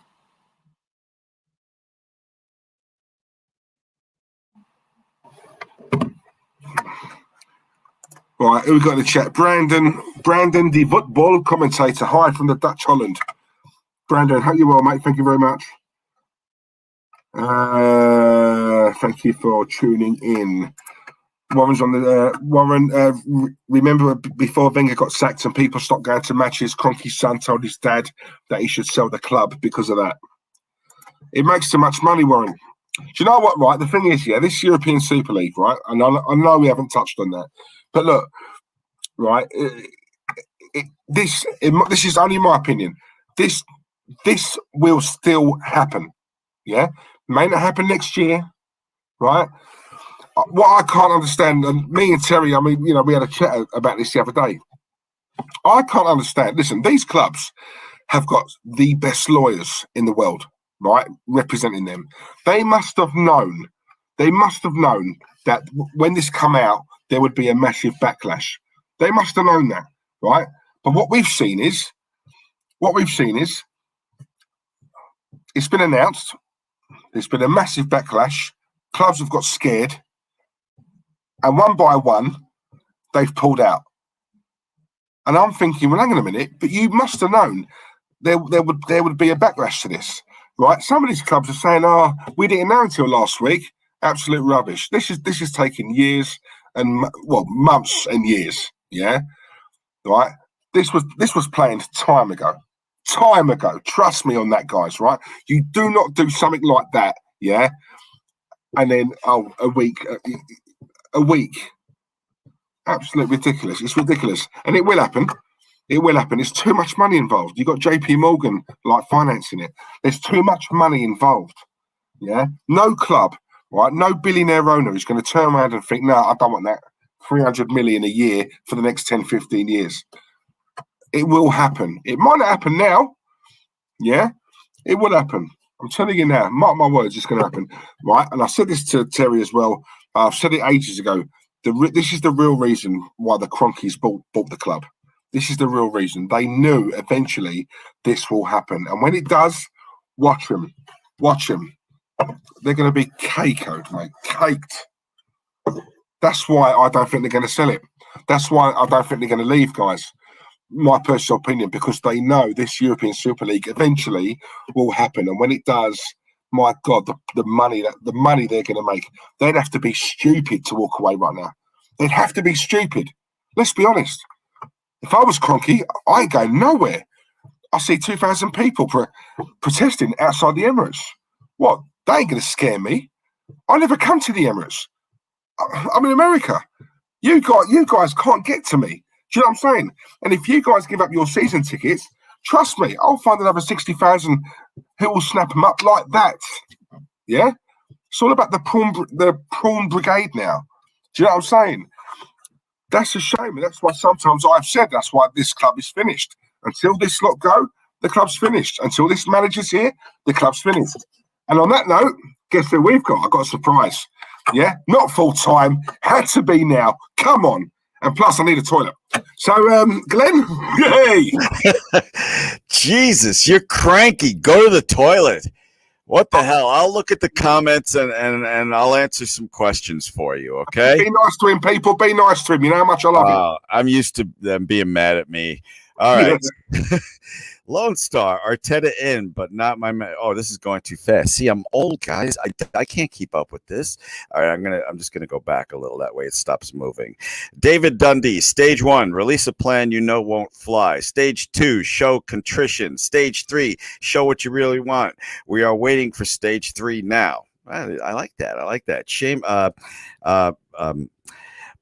Pauline, that one is close. All right. What am I reading? Let me tell you something, folks. I don't know how these guys get on YouTube and for 2 hours just talk and answer questions. Because if it was me, it would take 15 minutes before YouTube banned me and there'd be police outside my door. I don't know how they do that. I know I can do the 5 minutes it's going to take Diesel to go to the toilet. Anyway, yeah, Kroenke ain't leaving. It's making too much money for him. Yeah, today, that was by LG. Kroenke ain't leaving today, folks, but this protesting's not going to stop. He can say all he wants today. He thinks it's going to go away. Kroenke is in a billionaire's bubble, right? Yeah, he couldn't avoid seeing that protest today, but he doesn't realize that these protests are going to go on and on and on. This is our chance to get rid of him, and that's what we're going to do. But Kroenke and his little billionaire bubble, it's got people telling him, don't worry, you'll sign a few players in the summer, and all of these serfs will quiet down and stop bothering you. It's not going to happen. F you, Kroenke. All right, let's get back to these things before YouTube bans me for saying something. Bernd Leno, Glenn, how close are you to where Stan Kroenke lives? He's all the way across the country. He's such a dick. You know, I was looking for an image of Stan Kroenke because I was doing this little gag thing after the Superliga crashed where I said, you're still an asshole. So I needed an image of him. So I go to Google, I put in an image, a Stan Kroenke image, and guess what? It's all his American teams, and there's nothing with Arsenal. That says it all. It's just a toy to him. He just handed a toy to his son, and we're just, the club that we love is just his son's toy. It's not going to last. We are going to just keep protesting. I know there's even what really shocked me is I heard that some people in the United States are trying to organize protest against Kroenke. I love it. Now, Diesel, I caught you in the beginning of this broadcast, and I heard you go, nothing's going to work. Doesn't matter. I'm all for it, but it's not going to work. You don't think Arsenal fans are going to keep this up? No. no. I want him to. I want him to, Glenn, but I'm going off previous experience here. Fans are fickle, you know, and as soon as Arsenal win a couple of games, as soon as the transfer market opens and, you know, we buy someone, then these things, they generally do get forgotten, don't they? You know? All right. Well, let me flip it around to you because that thought did enter my head. I had a conversation with somebody who said, well, remember how the perseverance of Wenger out just kept building and building? You don't have the slightest hope that we can get Kroenkes out of this club? If next season, right, do you know what, Glenn? It depends. If we keep it up, right, and we start hitting them in the pocket, for me, the only way to drive them out, people like them, billionaires like them, is through the pocket. You know, the only way you can hurt a millionaire is through his wallet, you know, through the pocket. And if we can do that, then yeah, I can see him walking. Okay. But let's be honest, Arsenal are a massive, massive cash cow. And to someone like him, what's happening tonight is brilliant. And look, you know, I just want to reiterate, guys, I'm not knocking it at all. I'm really not. But the way these people work, all they see is dollar signs, you know. And if when the fans are back in the stadium next season, Glenn, if we're still keeping it up, then that's where I'll be like, right, now it's starting to affect him. It's affecting money wise, yeah. I'm sorry, I didn't mean to interrupt you. You done? Go on. All right. I want to bring up a point because I haven't talked to you since we were doing the post-game show for Fulham and the Super League was announced, and I haven't talked to you since then until today with that beautiful thing the club did for Claude. Oh my God, I started crying again. I haven't cried in weeks. So let me say this to you. So I don't know how you felt about the Super League, but you know, after I left the post-game show, I started researching it. What's this all about? What are they doing? I'm like, no way. No way the global football community is going to let this happen. And that's what I said hours after they announced it, and I stuck by that. Did you think that they could pull off this Super League thing? Because I haven't talked to you since that post-game show. What's that? Did you think when the Super League was announced, while we were doing the post-game show for Fulham, did you think that after you checked it out and saw what it's all about, did you think that they had a chance in hell of pulling that off? Because make no mistake, Diesel, the fans stopped this. The fans stopped the Super League. And I think the fans can get the Kroenkes out. I wish I could give you just a ray of hope, but you're Diesel. No, do you know what, Glenn, right? This has been planned for God knows how long, years, right? And when they announced it, my whole thing was, surely these clubs have got the best lawyers and the best PR in the world working for them. So surely they must have known there would have been a big backlash. What surprised me, if I'm honest, is because of that backlash, one by one, that club's pulled out, and then that club's pulled out, and then that club's pulled out. And that shocked me a little bit, because that surely they would have known the reaction they would have got. Mm-hmm. So, but what I'm seeing is they've announced it.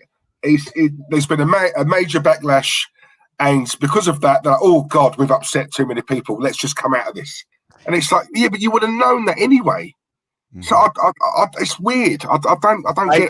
It's still going to happen, by the way. I still think it will happen. Maybe not next season, but eventually this Super League. There's too much money in it, Glenn. There's too much money in it. Okay, I don't want to have that. I don't want to have that debate with you. The way I see it, and then I'll shut up about this. Did the second half start, by the way? I hear my phone telling me that 15 minutes is up. But let me just say this. Let me just say this, because I think the second half started, and I don't have the TV in front of me. I think the passion of Arsenal fans is tops in the world, and I don't see how the Kroenkes can get out of this. I really don't. And I'll see you for the post-game show, and hopefully it'll be a great win. I predicted 2-1 Arsenal. What'd you predict? 1-1 draw. Okay. I'll see you post-game, all right? Diesel? Yeah. Oh, mate, nice one. Cheers, Glenn, for coming on. No problem. Nice one. Love you, mate. Later on. Yeah, big up to Glenn there. Big up to Glenn. Yeah, glad he come on, actually, because I was breaking my neck. And so, right, the second half has started, people. I'm in 51-10, 51-11, 51-12. Right, what's happened here now? Oh, hang on.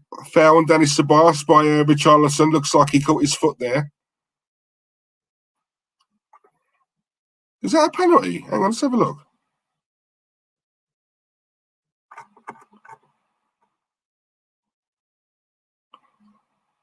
Oh, it's gone to VAR. Interesting. All right, let's have a look. Let's have a look here. Checking penalty. Right, you got the ref who's got the ball. I think he's giving it, you know.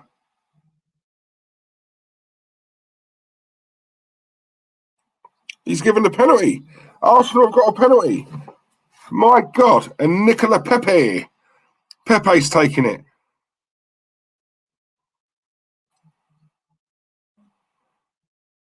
Oh, hang on a minute. Hang on. They're checking for offside as well. Possible offside. Oh, I hate all this VAR. Absolute crap. I'm not looking at the comments. I'm sure a lot of you guys are probably ahead of me. So I'm not going to look. Oh, hang on. No, it's been ruled offside. What? Oh, you're joking. This is a joke. Oh, come on.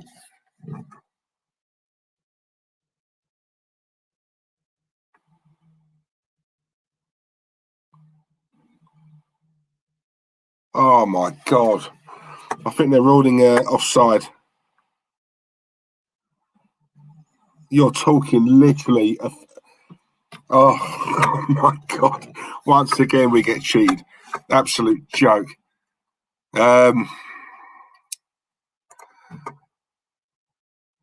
Yeah, decision, no penalty because it was offside.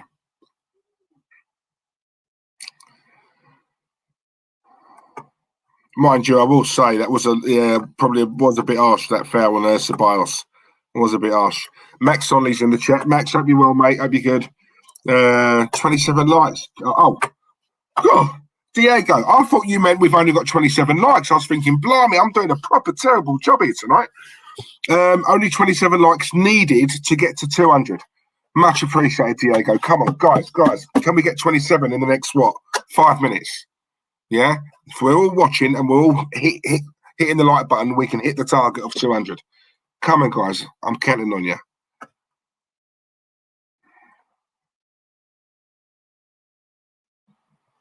Right, Everton on the attack. Richarlison, crosses the ball. Now he's claiming for a penalty. Right, okay, we clear it. Emil Smith-Rowe on the ball now. Passes it out to Saka. To Smith-Rowe. 1-2 with Saka. Nice. Saka gets pulled back by Allen. I have to say that again.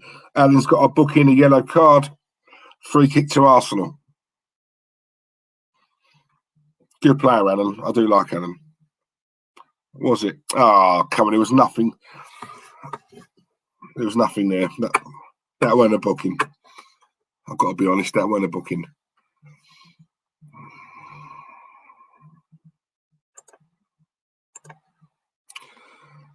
Looks like we've got a couple of dickheads in the chat tonight.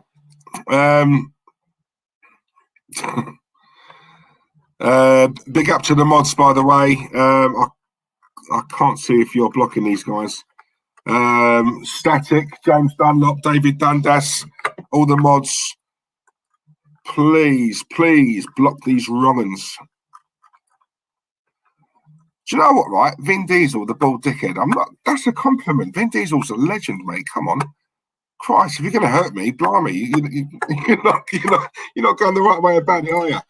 Big up Stephen Creamer. Stephen Creamer in the chat. Big up yourself, Diesel. Hope you're good, mate. Yeah, Steve, very good, mate. How are you? Hope you're well. It's been a while. Pickford's on the ball. Oh, Pickford's got the ball. Another super chat. Thank you very much. El Keo, thank you very much, mate. Really appreciate that. Very nice of you. Diesel, I think that penalty was the only chance we'd have to win this game. Exactly, mate. Totally agree. Can you name another chance that we've had? I can't.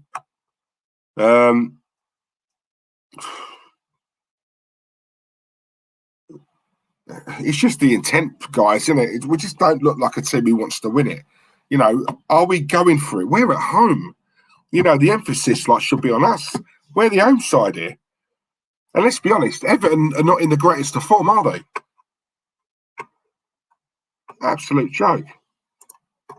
But Keo, thank you, mate. Once again, thank you for that donation. Yeah, really appreciate that, brother. Nice one. Thank you, mate. Owasu Carl, big up Diesel. Love you, bro. Thank you, mate. Nice one. Love you too, man. Static mods. Diesel, if you see any fake Diesels, Claude and Terry's, that's an automatic block. You couldn't handle two Diesels, could you? One's enough. And one of Terry, now trust me, that is enough. You don't want another Terry. My God, how would we cope? James Dunlop. Thanks, James. We've got it. Nice one. Thank you. Yeah, you guys are the best anyway, man. Don't even give him attention. I try not to, mate, but I act first, I think later. That's one of my weaknesses, if I'm honest. I can't help it. I love, you know, when you get people who are just like, it's jealousy, isn't it? Some of these people, I've got a bit of an idea who they may be, but you know what? If they got time to be doing that, creating fake accounts, that tells me they're single. They ain't got a bird. Go and get a bird. Seriously, Christ, go and get a woman, man. Seamus, big up to the mods. Come on.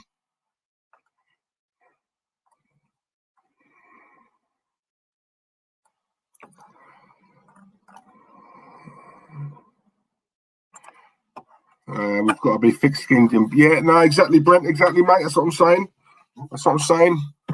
Would they say this to my face if they saw me on the street? I think not. Love it. Let's wind them up even more. I love the jealousy thing. I love it. Jeff Cross, yeah, it's like watching a pre-season friendly. Jeff, this is terrible, mate.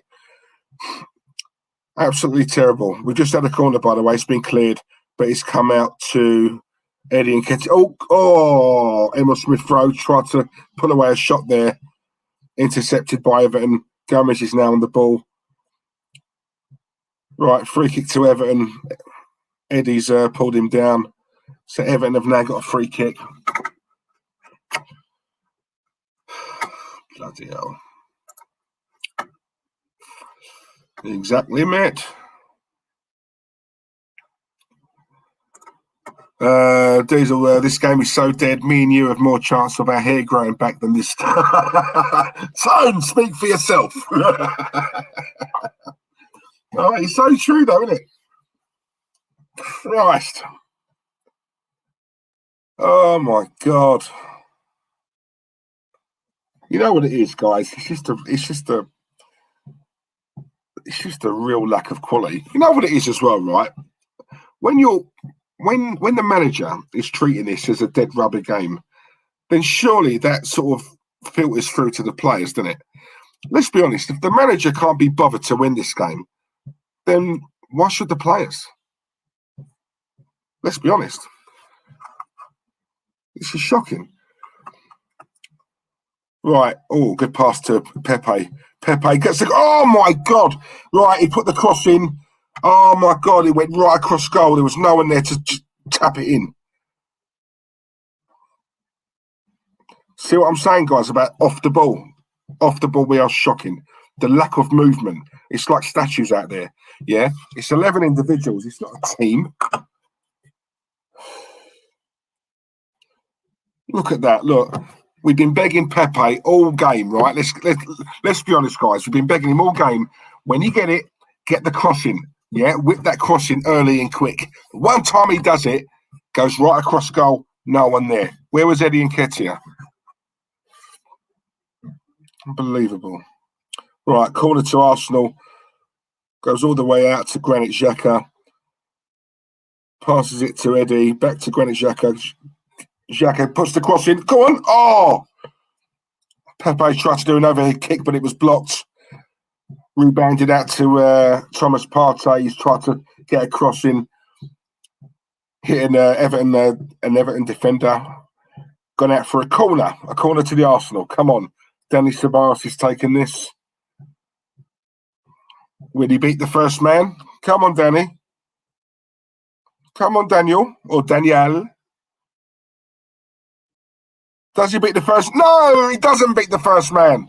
There you go. Cleared by Everton. Christ. Oh, right. Granit Xhaka on the ball now. Look, we'll just get Danny Ceballos on the ball. Just going backwards. Pressure from the Everton players. Look, we're retreating. We're going backwards. Right, Granit Xhaka on the ball again. What's he going to do? Yeah, decent pass to Pepe. Got two players on him. Go on. Oh. Right, a yellow card. A foul on Pepe. That yellow card, I think that was it Holgate?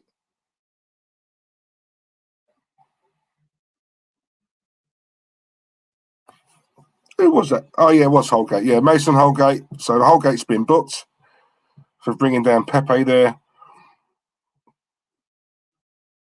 Yeah, that was a yellow. Come on, yeah. Let's be real. That is a yellow card. Right, free kick to Arsenal. Right, let's see what we can do about this. Right, Pepe's down. We've got the physios on. Nothing too serious, I hope. Come on.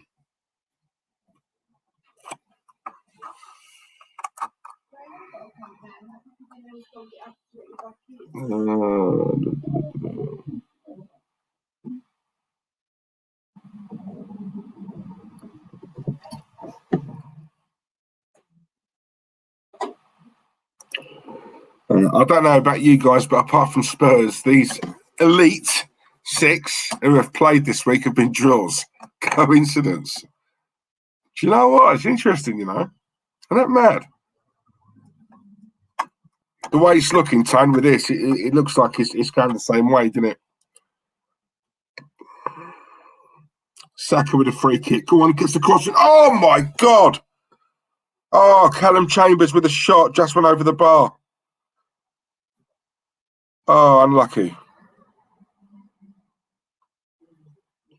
Oh, no, it didn't. Yeah, it did, yeah. Oh, it's like a half volley. It went, yeah. Over the bar. Unlucky. Unlucky. Right, let's have a look. What we got here? What we got here?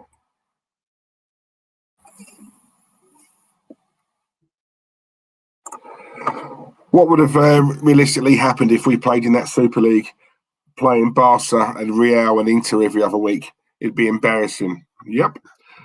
You say that, but then we would have pocketed 300 million. So with that, obviously we could have done a major overhaul of this squad or of this team.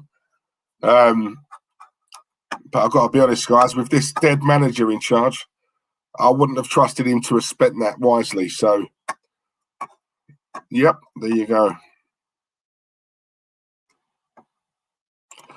Arteta can't honestly think keeping Eddie on is great management. Chris, we're not surprised though, are we, mate? I don't know what he's seeing, but I swear he's trying to get himself sacked. He's seen Mourinho get sacked, got the big payoff, and I suppose that's what Arteta wants as well. Everton have made a sub, by the way. Fabian Delph is coming on. Gomez has gone off.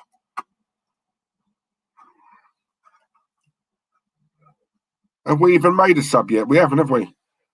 65 minutes gone. Russ Vernon's in the chat. Hi, Diesel. Doing a great job, mate. Claude would be proud. Russell, thank you very much, mate. Really appreciate that. I think he would be as well, to be honest. Bless him. As he would say, guys couldn't score in a brothel, could they? He's right, we can't. Neither can they, although they've come closer than what we have. Right, Nicola Pepe's on the ball now. He's on the left-hand side. Dennis Ceballos. Oh! Good shot by Dennis Ceballos. Oh, I thought that was going in. Oh, Pickford saved it. He's gone out for a corner. Dennis, yeah, just seeing the highlight, the replay now. Dennis Ceballos out to Pepe. Pepe's returned the favour to Dennis Ceballos. Took a deflection from an Everton player, actually. Yeah, it did. Yeah, good save by Pickford. I don't rate Pickford one little bit, but I've got to be honest, that was a good save. Corner to us. Headed out again. Come on. Take the. Oh, I think that was. Oh, took the shot and that got blocked.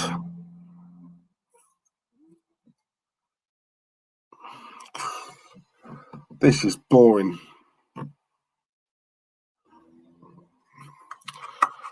Do you know what? I'm just going to do these comments, man, because I'm having more fun in here than this bloody game, that's for sure. Diego, only 16 likes needed for 200 likes. Blimey, come on. 16. Come on, guys. Do it for me. Do it. Make my night so I can ring up Terry and interrupt his night with Mikel and tell him that I got 200 likes all on my own. Okay? Yeah. Come on.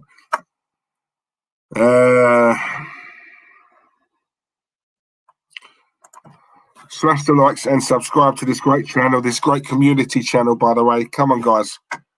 Come on, guys. You know this is where it's at, the Banster House. Arsenal Manic. This guy is so unpredictable. Is there a clause in his contract to say he's not allowed to make subs before the 70th minute? Or wait and respond when the opponent makes subs and then do so? Yeah, mate. It's another Wenger, isn't it? It's a Wenger clone. That's what he knows under Wenger. Let's be honest. We can clearly see it's not working, right? We need that spark. You know, we've got Martinelli on the bench. Get him on. You know, it's not hard, is it? I'd have liked to have seen Bellerin start tonight.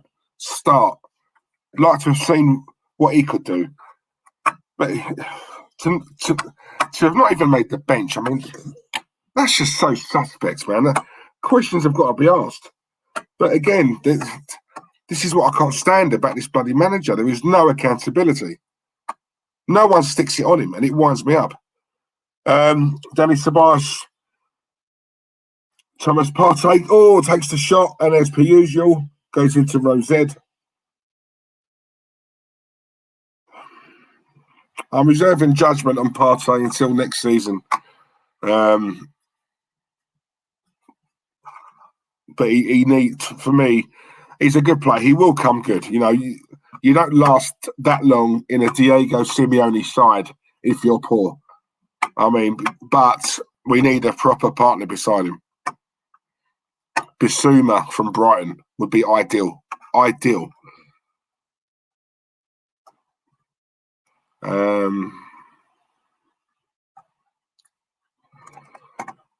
Yep, out of his depth.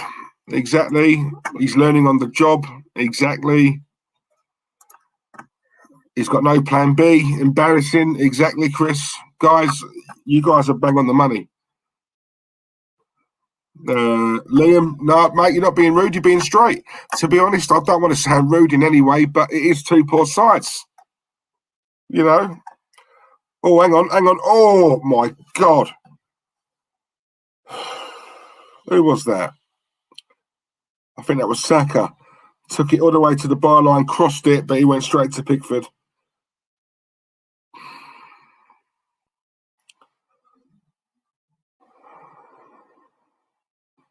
Yeah, straight to Pickford. Christ, could have picked out a better pass there, Saka. Really, come on, man. Rahul, expect Arteta to say today we deserve to win all those things. Big up to London boy in the chat. You need to give us some of Terry's commentary if he's not around. Do you know what? In fact, yeah, I'll do that. Let's see if I can emulate him. Welcome to Bert Leno. He's always part of the family anyway, but he's now in the circle. Come on, Bert Leno. Thank you very much, mate. Really appreciate that. Really nice of you. Thank you. Jeff Cross, breaking news. Arsenal have announced they are starting their own league with only us in it. Bookies have made us second favourites to win it. Come on, Jeff. Bit of banter. That's what it's all about. We need it more than ever, mate. Because I'll tell you what, this game is absolutely dead. I'm not seeing anything in this. Nothing. Nothing to encourage me. Right. Oh, my God. 71 minutes gone, people. Clip this. 71 minutes gone. And Arteta is making a couple of subs. Odegaard is coming on. I didn't see who the other player was. Let me have a look.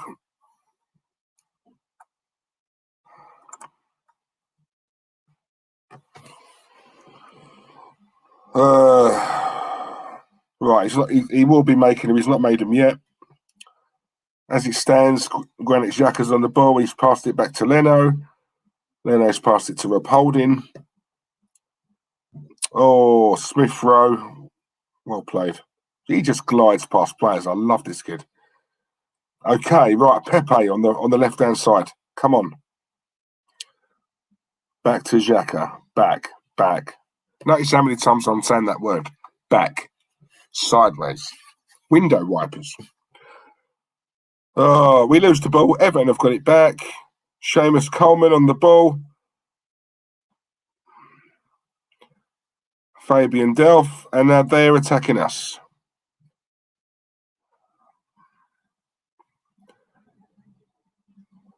This is poor, man. Poor.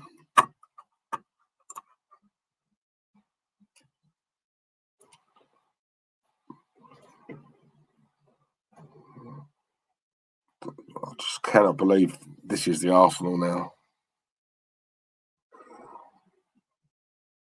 I can't believe there's still a lot of fans out there who accept this. I just can't believe it. Cannot believe it. And we all know Terry's going to have an excuse for this. What excuse can you give? Let's be honest. Come on. It's there in black and white now. We can all see it. We can't all be wrong, people. Come on. Can't all be wrong. We've got to do something about it. This is a joke. Absolute joke. Do you know what? I'm not saying we've got the best players. Of course not. We need an overhaul. Right? But for what we have got, people, we should still be doing a hell of a lot better. And on that note, subs, two are being made. Odegaard has come on for Pepe. Eddie's come off. Woo, shock. Eddie Nketiah's come off. And he will be replaced by Gabriel Martinelli. Right. Let's see what happens now. 74 minutes gone.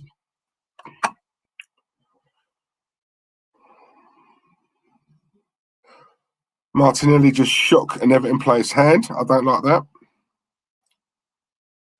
Don't want to see that after the game, not during the game. David Dundas, 10 likes now. So, yeah, we've got 10 left until we get to 200. Come on, guys, it can be done. Let's try and get that 200 mark before... well, it's a bit late for that now, Rahul, isn't it? Before he makes his subs. Right, Saka. Back to Granit Xhaka. Saka to Xhaka. Rob Holding. Come on, come on, come on. Oh, Callum Chambers crossed it in, come on. Everton cleared it. Now Everton are on the attack. Do you know what? This is absolute just... Oh, my God.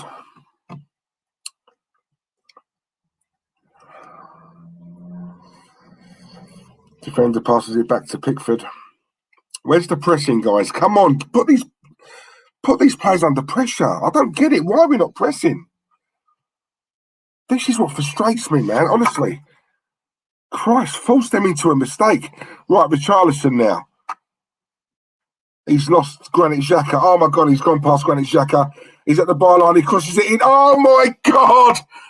Everton 1-0 up. Leno's fumbled it.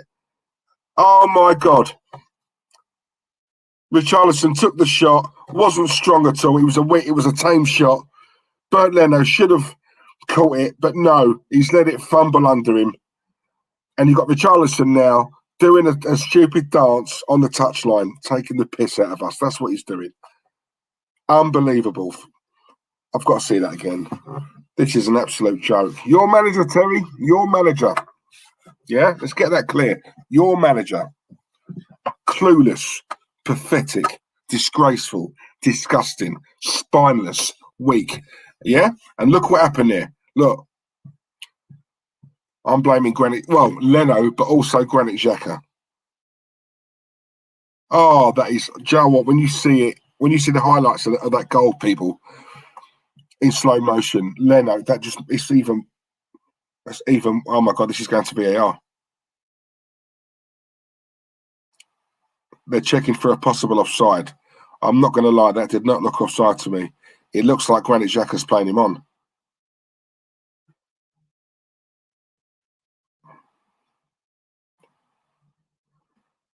He's playing him on, I'm telling you. We might get a bit of luck here, people. Stay tuned, stay tuned. They're checking it now. It's tight, I'm not going to lie. It is tight. He's onside. It's been given. He's onside. He's onside.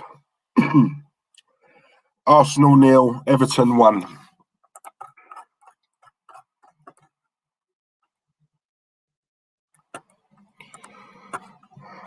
Well done, James. Congrats, mate. We need to hang on. Ricardo, this is what we deserve. What a clanger. What do you expect? We sold the better keeper, didn't we? We deserve this. Well, we don't. They do. Chris, yeah, we sold the wrong keeper. Mate, absolute fact. Fact. He lost concentration. What an absolute clanger.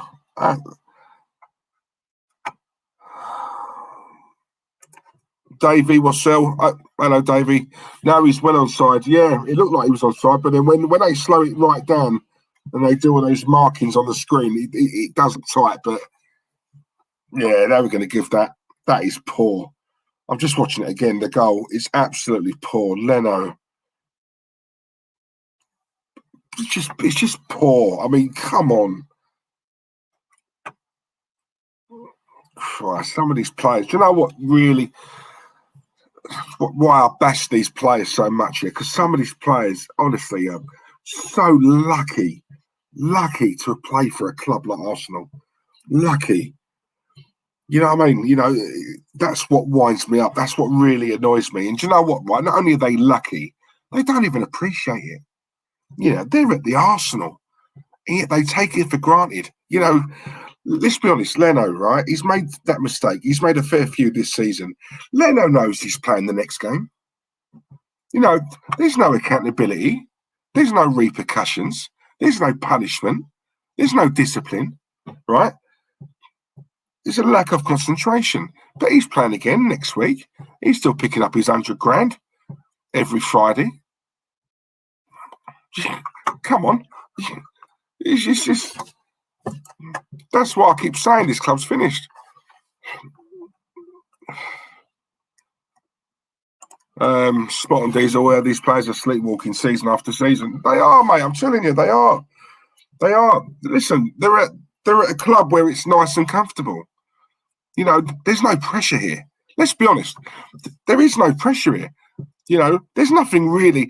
There are no. This is why me and Terry argue so much here, because, right, we don't have any. We don't have standards anymore, guys. And I've said this so many times. Years ago, we did. Right, you know, we had standards, and if you didn't get to those standards or hit those standards or reach those standards, guess what? You're out. Yeah, if you can't do the job and you can't get those standards, we'll get rid of you and we'll get someone else in who can do the job. But now, it's just comfortable. I say it all the time. I'll never forget what Thierry Henry said. Everything's all nice. It's nice at the Arsenal. It's all nice, comfortable. You know, these players come here. They got a nice wedge, you know, nice salary. They're in London, you know. It's all nice. They got their mansions. They got the model girlfriend. It's all nice, isn't it? It's nice, you know. They make a mistake, they're going to play the next game.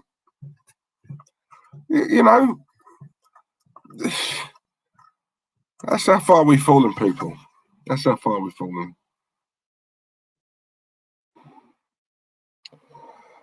And let's be honest, Everton have not been great tonight. Not been great at all. We've gifted him a goal. He should have saved that. And what did I say earlier on, guys? At the start of the stream, when you're on a bad run and you need a win, who do you want to play? Arsenal. We'll gift it to you. We'll help you out. Don't worry. Joke.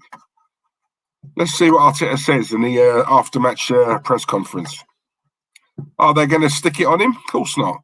This man's loved. He can walk on water. He can't do any wrong, can he?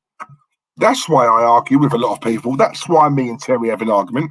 Because Terry, don't make no mistake, I love the guy to bits, but he will have an excuse for this tonight. This manager is dead. Don't care what anyone says. And every game like this, look, Willian's coming on now. Willian, what's he going to do? We need a goal. Is he going to save us? Is he going to come on and save us? Willian, really? Okay. Callum Chambers is going off. Willian's coming on. 82 minutes.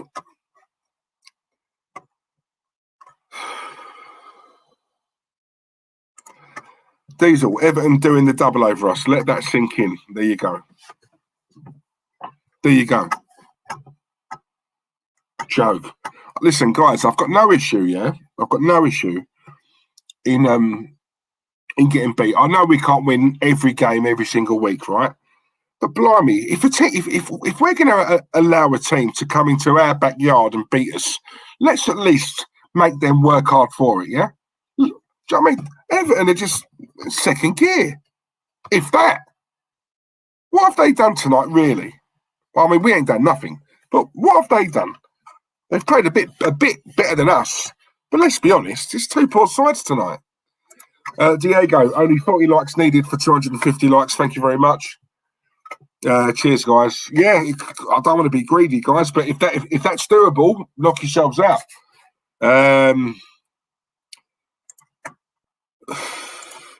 We don't win every single week. We stink up the place every single. Yeah, facts, mate. That's what I'm saying.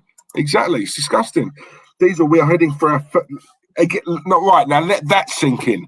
13 losses this year. 13, and people want to tell me that they're seeing improvement. We've improved. Are you mad? Diesel, we are heading for our 13th league loss of the season. Embarrassing, I think. That's a joint record. And this manager's made us better, yeah? Disgraceful. Exactly.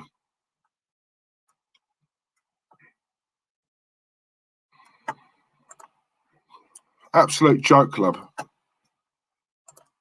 Everton done nothing like us and they're winning. Exactly, mate.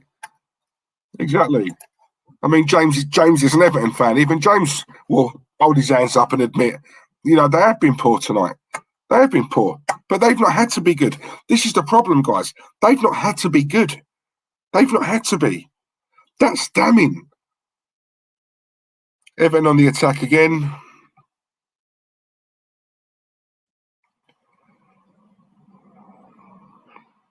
Well, one back bug, when it's Xhaka. Come on, Christ.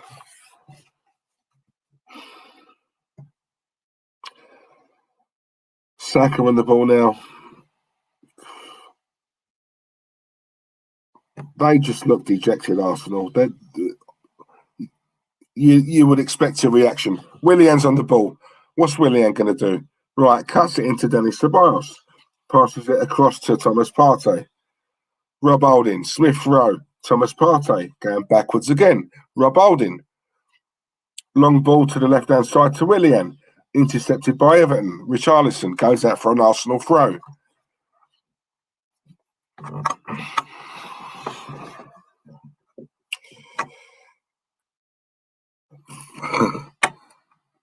Unbelievable. Right, we've got a couple of super chats here. Thank you very much, guys.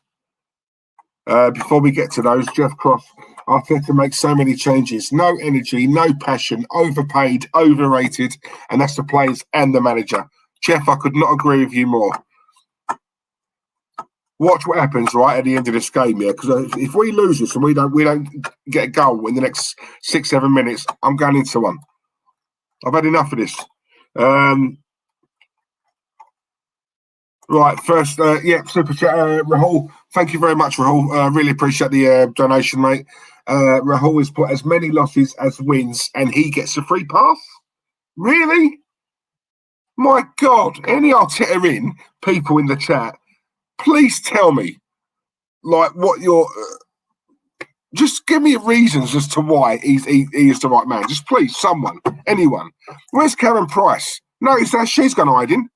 Hey? Oh, my God. Only comes out when we're winning. Thank you, Rahul. Really appreciate that. And the second super chat from Nino, my guy Nino. Thank you very much, mate. Nino's put 13 losses. Cronky out and take Arteta with you. My God, mate. Listen, we're not that lucky, mate. Christmas would definitely be coming early if that was to happen. I'm telling you.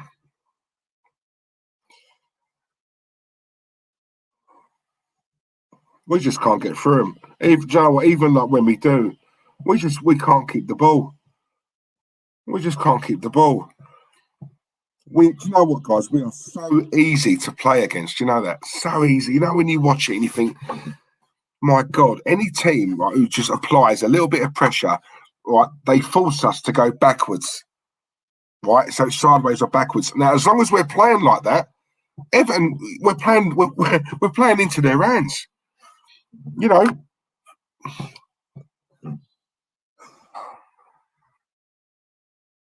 You know what Arteta's going to do in his press conference? He's going to talk about possession, and we had the majority of it, and we had chances, and we should have won. We worked hard, all that rubbish. Do you know what? And people hear that, and yet no one calls him out on it. No one calls him out. He's absolute tosh. He's absolute rubbish that he chats. If that was Unai, and Joe, I'll keep on saying it, right? Unai Emery would get vilified, yeah, for saying certain things. Arteta says the exact same things, and he walks on water. Walks on water. The amount of arguments I've had with Terry about that, yeah? Why is it all right for him and not all right for him? Where's the equality? Can someone please tell me that? Yeah? That's not fair, yeah? That's not fair. Not fair. Sorry. Treat them all the same, yeah? Treat them all the same.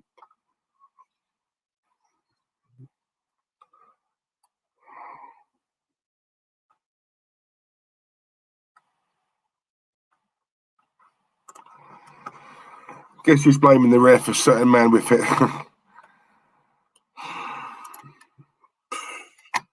I don't need to say anything to that, mate, to be honest. I think we all know.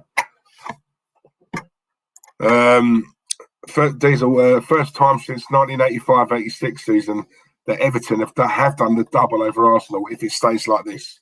Shocking.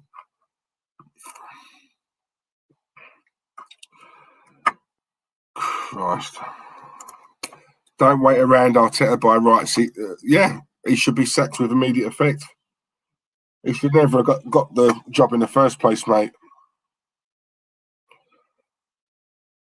Arsenal are a massive, massive institution, massive club, and yet we're given. How many times, guys, have I said this? Yeah, it's like you're the janitor, and then you get a promotion. You go from the janitor to the CEO. That is exactly what it is. Exactly what it is. Mohammed Ali's in the chat. Diesel, Everton did even more. Hope you well, Mohammed. And I agree with you, by the way, mate.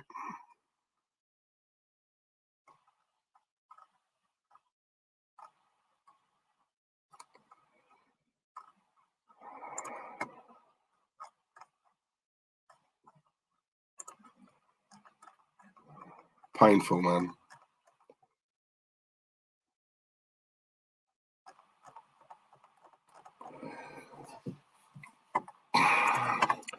Diesel, what is happening to our club? This is my worst season as an Arsenal fan. Rest in peace, Claude, the Italian stallion. Yeah, that's why I used to call him, mate. And he was a stallion as well, trust me.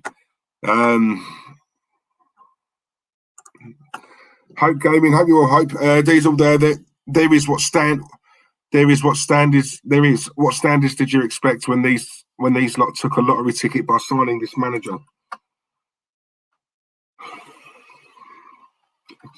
Mate.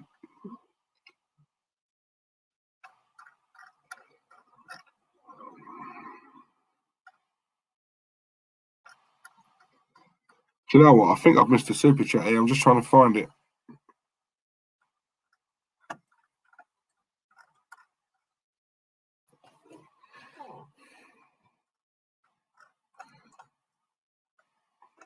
Have I missed one? I can't find it.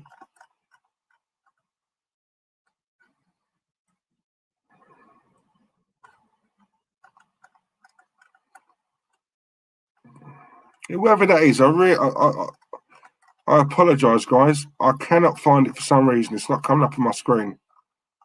I can see Rahul's and Nino's.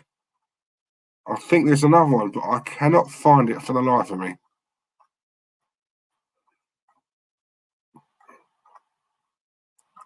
Which is a bit unfair because that's not right.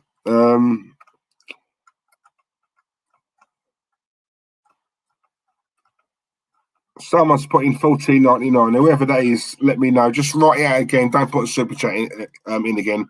Just write it out and I'll read it. I'll pin it. Sorry, mate. My screen. I just cannot find it at all. I can only go back a certain amount. I'm seeing some new ones coming through though. Tahir, the timekeeper. Tahir, hope you well, mate. And also, thank you for your donation as per usual. Tahir, the timekeeper. Come on, notice Tahir, I was on time today. So it's not me who's normally late, it's Terry. But anyway, not that I'm grasping.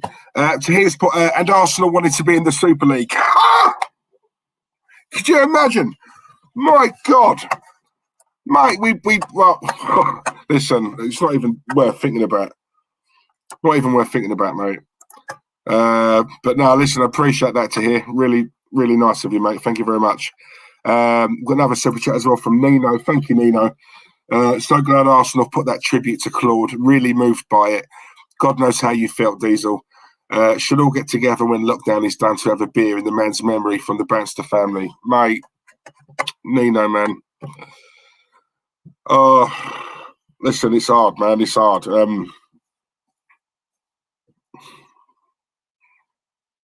Yeah, it's weird, mate. It's weird still doing this, if I'm honest with you, like without him being here.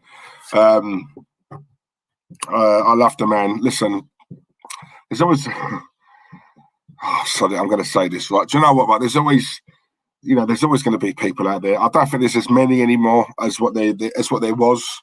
But there's always going to be certain people out there who think we were just me and Terry. We came along, we we found this poor old man and we brainwashed him and we nicked all his money and we leached off him and this, that, and the other. You know, people are going to think that no matter what, because let's be real, you know, we come out of nowhere, didn't we? But mate, guys, you know, a lot of people know Claude for you know, him being miserable and angry and having rants on here. But honestly, off camera, he was an absolute diamond. I will never stop talking about Claude because for me, you know, we'll never forget him. He was a lovely bloke, and let's be real here, right? I said it on this tribute. Anyone who's not watched that tribute, by the way, that was a few weeks ago now, please give it a watch. I think 76,000 people have watched that, which is absolutely brilliant, because people need to watch that because the tribute and that was brilliant. Once again, big up to Winksy as well. Before I carry on with this, guys, it looks like the game is coming to an end. It was 4 minutes added time. We're now in the 95th minute. This is done, isn't it? It's done. Yep, game's done. It's finished. We've lost 1-0 at home. Everton have done the double over us. That's now 13 league losses. There you go. There you go. There you go. Crap. Spineless. Weak. Cowardice. Embarrassing. Disgusting. What more can you use? What more? You know, honestly, you know, I'll tell you what, Claude, can you imagine if Claude was here right now on this stream? He'd be spitting feathers, mate. He'd be spitting absolute feathers. But you know, look, going back to it, you know, he was an absolute diamond. And let's be clear, he was the one who brought me and Terry in. No questions asked. He brought us in. You know, and he let us have a platform on his channel with him. And do you know what? 3 of us, I thought, were absolutely brilliant together. I loved it how we used to gang up on Terry. I'm going to bring Glenn in now. But yeah. For now, I've got to do a 2-man job there with Terry, all on my own. But oh Glenn, man, what's your take on that, mate? For me, there's 2 ways to look at it. And I'm sorry I was late. I was taking an angry piss after the final whistle. First of all, the first way I look at it, and we are getting closer and closer to being of the same view of Arteta. Why the F did he wait until the 72nd minute to try to change that frigging game? Why? Yeah. It was obvious Nketiah wasn't working. Why? I mean, Nketiah was busting his butt, but everything wasn't working. He had to do something. Yeah. It's just, you know what it is, Diesel? And I know you've said this a million times. This is another case of a veteran manager with a record outsmarting our manager. And we have lost so many points this season. It's ridiculous. And now it's obvious, okay? Even to Terry, who you said is away with the family. Is that what his deal is? No, he's well, that's what he's saying. He's actually having a night. He's having a night out or a night indoors, should I say, with Mikel. So, but my point is, it's obvious to everybody, even the positive Terrys of this world. Everything relies on the Europa League right now. There's nothing. The rest of these games in the Premier League, I swear, after Everton scored that first goal, and I have not felt this way since that blowout at Manchester United, I just wanted to turn off the TV. I didn't even want to watch. I'm just like, what do I need this aggravation for? It's like watching the same stupid movie over and over again. I'm so close to Arteta out. It's ridiculous. You're close, yeah? So you're not actually there yet, but you're... No, you gotta be there. You gotta be there, Glenn. Surely. I can't stand the way he runs a game. I don't understand his logic in starting 11s like more than half the time. His substitution, look, the bottom line is he's cost us points. All right. We shouldn't be out of it now. I gave up after the Burnley game of moving up the table. I gave up. But, you know, this is just like the final nail in the coffin today. And It's disgusting. Yeah. This season is disgusting. This is between the Super League BS and this team. This is like one of the lowest points in Arsenal history for me. Yeah. No, it's right. And it's right. also, I don't think it matters what you or I or anyone else thinks, Diesel. I don't think Arteta will be sacked. I don't think he will be sacked. No matter what happens. I agree. And do you know what, Glenn? That's damning. You know, it's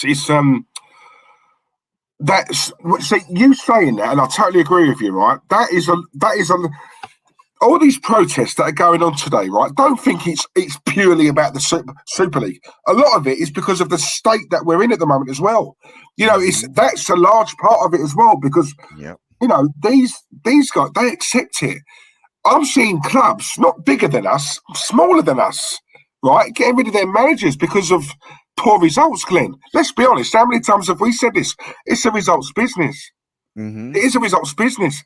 He got outsmarted today by the manager, really, that we should have got. He should have been role reversal. I was thinking that too.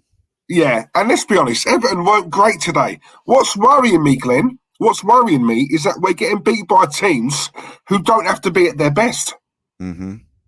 That's damning. That's worrying. It's, you know, such a sad state of affairs.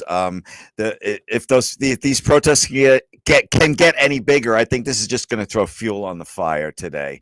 And you can blame the protests on a lot of different things besides the state of the club, Diesel. You know, I mean, the younger generation lost a year of their lives with this COVID thing, and everybody's frustrated. And that for a lot of them, it's the first time they were out. And we all know Arsenal fans are the most passionate in the world. So yeah, I don't think the protests are going to stop. I think today's result will fuel the protests even more because people now realize all we got left is the Europa League. Otherwise, there's no European football next season. But then, by that logic, then there's no point turning up then for the next few Premier League games. Then what's the point in turning up if we're just going to throw it away? What's the point in playing them? I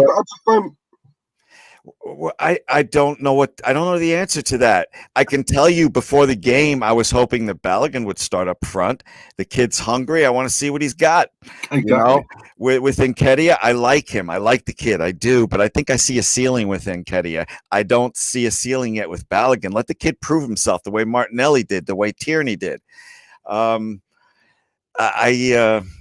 For the rest of the season, I don't know. Of course, I'm going to watch. Any Arsenal fan that has it going through their veins is going to watch no matter what place we are in the table. We're going to watch the game. I want to turn it off after Everton, but I'm physically incapable of turning off the Arsenal game. No, you can't. Yeah. And that's the thing. 2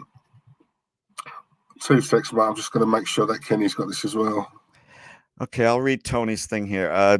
Tony Blackwell says, Diesel, we all feel the loss and anguish of Claude passing, but you and Terry are keeping his name alive and with pride by carrying on this channel. We are all there to support you both, and we always will. Tony, you're going to make me all misty here, and I'm being serious. What the club did for Claude today, I DM'd Diesel and told him, Diesel, I'm fucking crying again. I haven't done it in weeks. You know, I'm so happy. He would have been so happy. And I'm sorry to repeat this, Diesel, but you know, people go in and out of these shows, and they might not have heard you say it earlier. Yeah. So moving what the club did for him. And I hope that I'm sure you hope you're wrong when you think these protests are not going to do anything, Diesel, because I think they are. I think eventually. Yeah. I want to be wrong, Glenn. You know, this is the thing. I want to be wrong. I really do. You know, it's just that I don't know. I just look at it. I think, you know, these guys, all they care about is money, and you know, they're sitting on a cash cow, a gravy train. You know, and are they going to leave that all that money that they're going to make, or that they have made, and that obviously still a lot more to come? I still think the Super League thing will happen eventually. But are they going to leave that because there's a couple of thousand fans outside the Emirates protesting? I don't think they will. Guys, we've got a special guest. Not really, well, I'll say it's not a surprise because I've mentioned his name throughout the whole stream. My twin, yeah? Uh-oh. Yeah? Come on. Kenny Ken. Big up, Kenny. How are you, man? Good Lord. You look like you're halfway between David Banner and the Hulk. Damn. You know what's happened, right? You know what's happened. I'm absolutely speechless. It's like, how did we lose that game? You know, Leno, what are you thinking? Everyone knows that in a match that when you're on the front foot, that's when you need your goalkeeper to be the calmest person on the pitch. You need your goalkeeper to, be concentrating. But that, I don't get it. I don't get how he just it shouldn't go in. I know. I've seen mistakes like that before, but it doesn't happen. It wasn't hit at any great pace. It didn't take the deflection of Murray. How did that happen? Why did it happen? Exactly. But he's got previous, Kenny. Do you know what, Ken? I blame Leno for that. But also, the way Richarlison just went past Xhaka like he went there. And you have to look at the build-up as well. It's not just that. We still had 89 minutes where we could have done something. What I said to Glenn earlier on, Kenny, what's annoying me at the moment and what I think is damning and worrying is that these teams who are beating us, they don't have to be at their best to beat us. Well, that's the thing. Everton weren't great tonight. Well, that's the thing. You look at the times, right, when we've had previous seasons where we've been beaten out of sight, but we didn't lose that many games by the odd goal because what's happening? We were on the front foot and we had goals on our sides. I say it once, I say it 1,000 times. If you keep on changing the formations, keep on changing the tactics, and try and make us more compact and not concentrate in the offensive areas, which actually win your games, then you're going to get situations where you're going to be a bit unlucky, where you're going to lose by the odd goal. And that's the same. That's what happened. Leicester the odd goal when we weren't playing that badly. Wolves the odd goal at home. Then you had the situation losing by the odd goal today. Could have lost at Fulham. And that's just the sort of situation we have. Is that if you play negatively, and you to the extent that you would play a midfielder with no pace at left back, where you've got no overloads, and where you're heavily reliant on your forward players like Pepe to do it all by himself, where he's going to be easily marked, where they know where Godfrey at right back. No, not Rocket. Holgate. Mason Holgate. Yeah. Holgate knows that there's going to be no overlapping player. It's easy pickings for him, and that's the same old problem we have. And in not so much in Tetia, but Saka today, there were times in the first half that he was really getting me down because what was happening now is because of his lack of defensive mindset. There were times when if Digne had a bit of pace, he could have been racing past Saka because he had a lot of warning signs. There was one time in the first half where Saka's gone walkies, Digne puts a great ball in, and if it had not been for Murray doing his job, Leno would have had a save to make from a header from Calvert-Lewin. It was just little things where we couldn't cope with Everton because Everton, he packed the midfield. He got a lot of workers in the midfield. He made sure, right, they're not getting through us. None of them are getting through us. And that even when they had the outball where Smith Rowe was on the side, they went, right, no problem, just double up. And I think we found it really, really difficult. I can't think of any chance we had. And even the penalty, exactly. That was innocuous. I looked at it and I went, what's he doing on the floor? I said, oh, great penalty. And then as soon as I saw the VAR, my heart sank. I just knew he was offside. Just knew. Yeah, exactly. Yeah. You just know. And when you saw, what's his name, Richarlison's goal, because I think they were checking that for VAR for offside. With that, because it goes against us, I just knew it was going to be given. And it's it was clear. It was clearly onside. And the one for Pepe was clearly offside. But once again, we are talking about fine margins. But when you play as negatively as we do, fine margins, you ain't going to win the fine margins. Yeah. You're not going to do that. Right. You win the fine margins if you're at the front on the front foot. Yeah, when it was being decided whether it was offsides or not, this season has been so depressing and everything's gone so wrong. I was like a dog that gets hit too much, just like to get all shit. I'm just like, this is offsides, before they even said it. So yeah, I was right there with you. But as one other thing, because you guys talked about it a few minutes ago, and I didn't want to interrupt you. Leno, listen, the greatest goalkeepers in the world have howlers. I'm not going to hold this against him. To me, the key line of this game is Arteta got outmanaged again. Yeah. Oh, yeah. He definitely got outsmarted. Yeah, I can't deny that, and that's the thing. He got outmanaged in that tactics. At the end of the day, he's learnt the hard way, and I thought he learnt his lesson after Fulham, where he playing Xhaka. That's not nothing against Granit Xhaka. I could see why he wants to play Granit because he's a left footer. I could see that he wants to give a bit of solidity there. But against pacey players, where he gets turned and then what's happened? They go in another gear. It's not working. But my problem isn't as so much as that. I expect that because it's not his position. What I've wanted from him was at least get over the halfway line. At least double up and. And Holgate, at least try and do it. He never did it.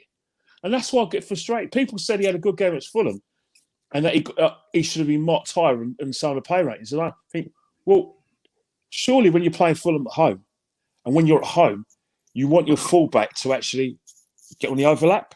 Yeah. And stretch defences. No?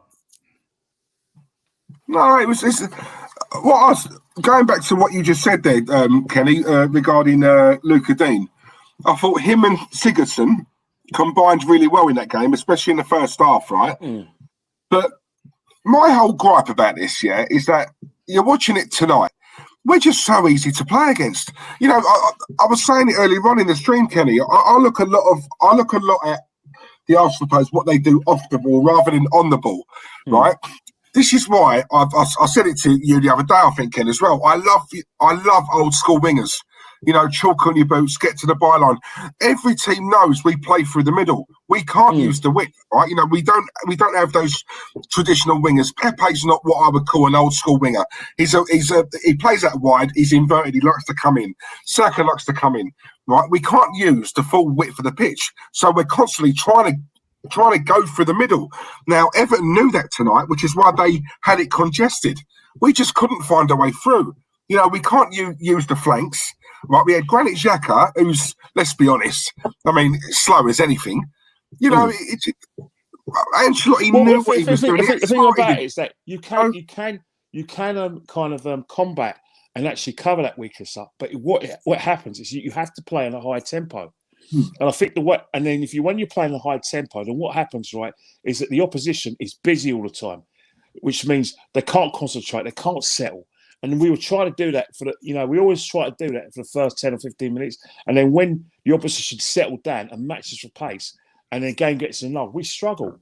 And that's the thing with Arsenal, is that I'm not saying wingers are the be-all and everything, but surely when a team knows what you're doing and managers pack the midfield, then use the flanks. Use the flanks. And I don't think we did that. Saka tried his best. He tried to cut in.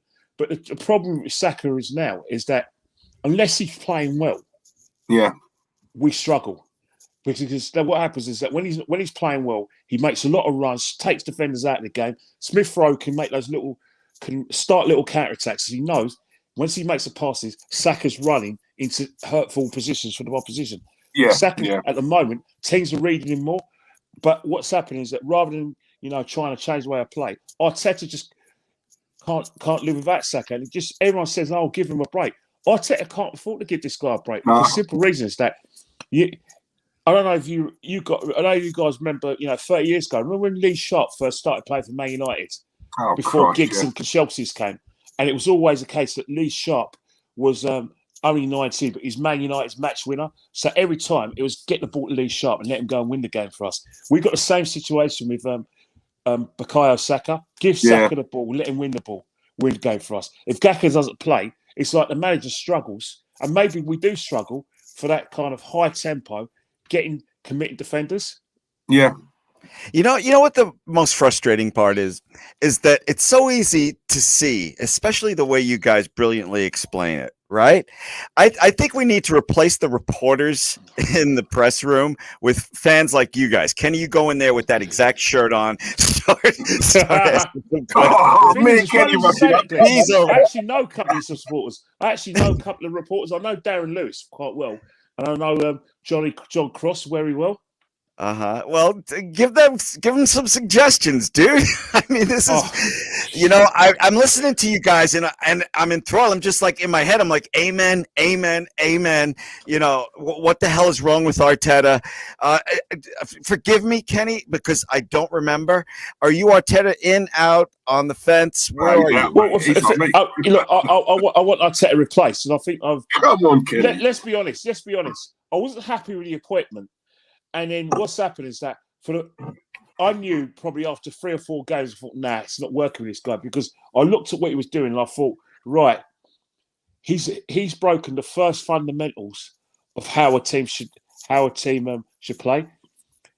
He should have first thing he should have done is got us to play their strips. He's tried to play all these little formations, trying to make us difficult to beat. That's all well and good. We've won the FA Cup, fine, but there are certain games where I always felt that he's getting credit for drawing 1-1 against Bournemouth. Yeah. He's getting credit for a 2-2 draw against Chelsea. All right, we went down to 10 men, but he's getting credit for that. And then you look at our cup run, we had some very, nice fixtures. And at the semi-final, I think he lived off the performance against Man City and Chelsea, which he's entitled to do. And then when we came into the season, that it was Liverpool away, where I thought, nah.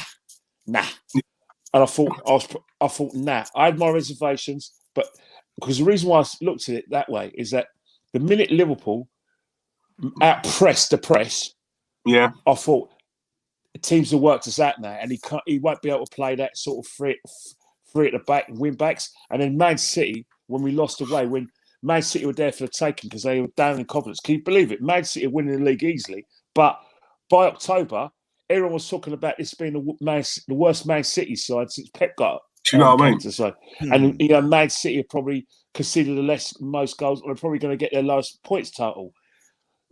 But that didn't happen. But in that game, that Man City were there for the taking, creaking 1-0 up, and then we allowed them to manage the game out. And I thought that's when I had my reservations.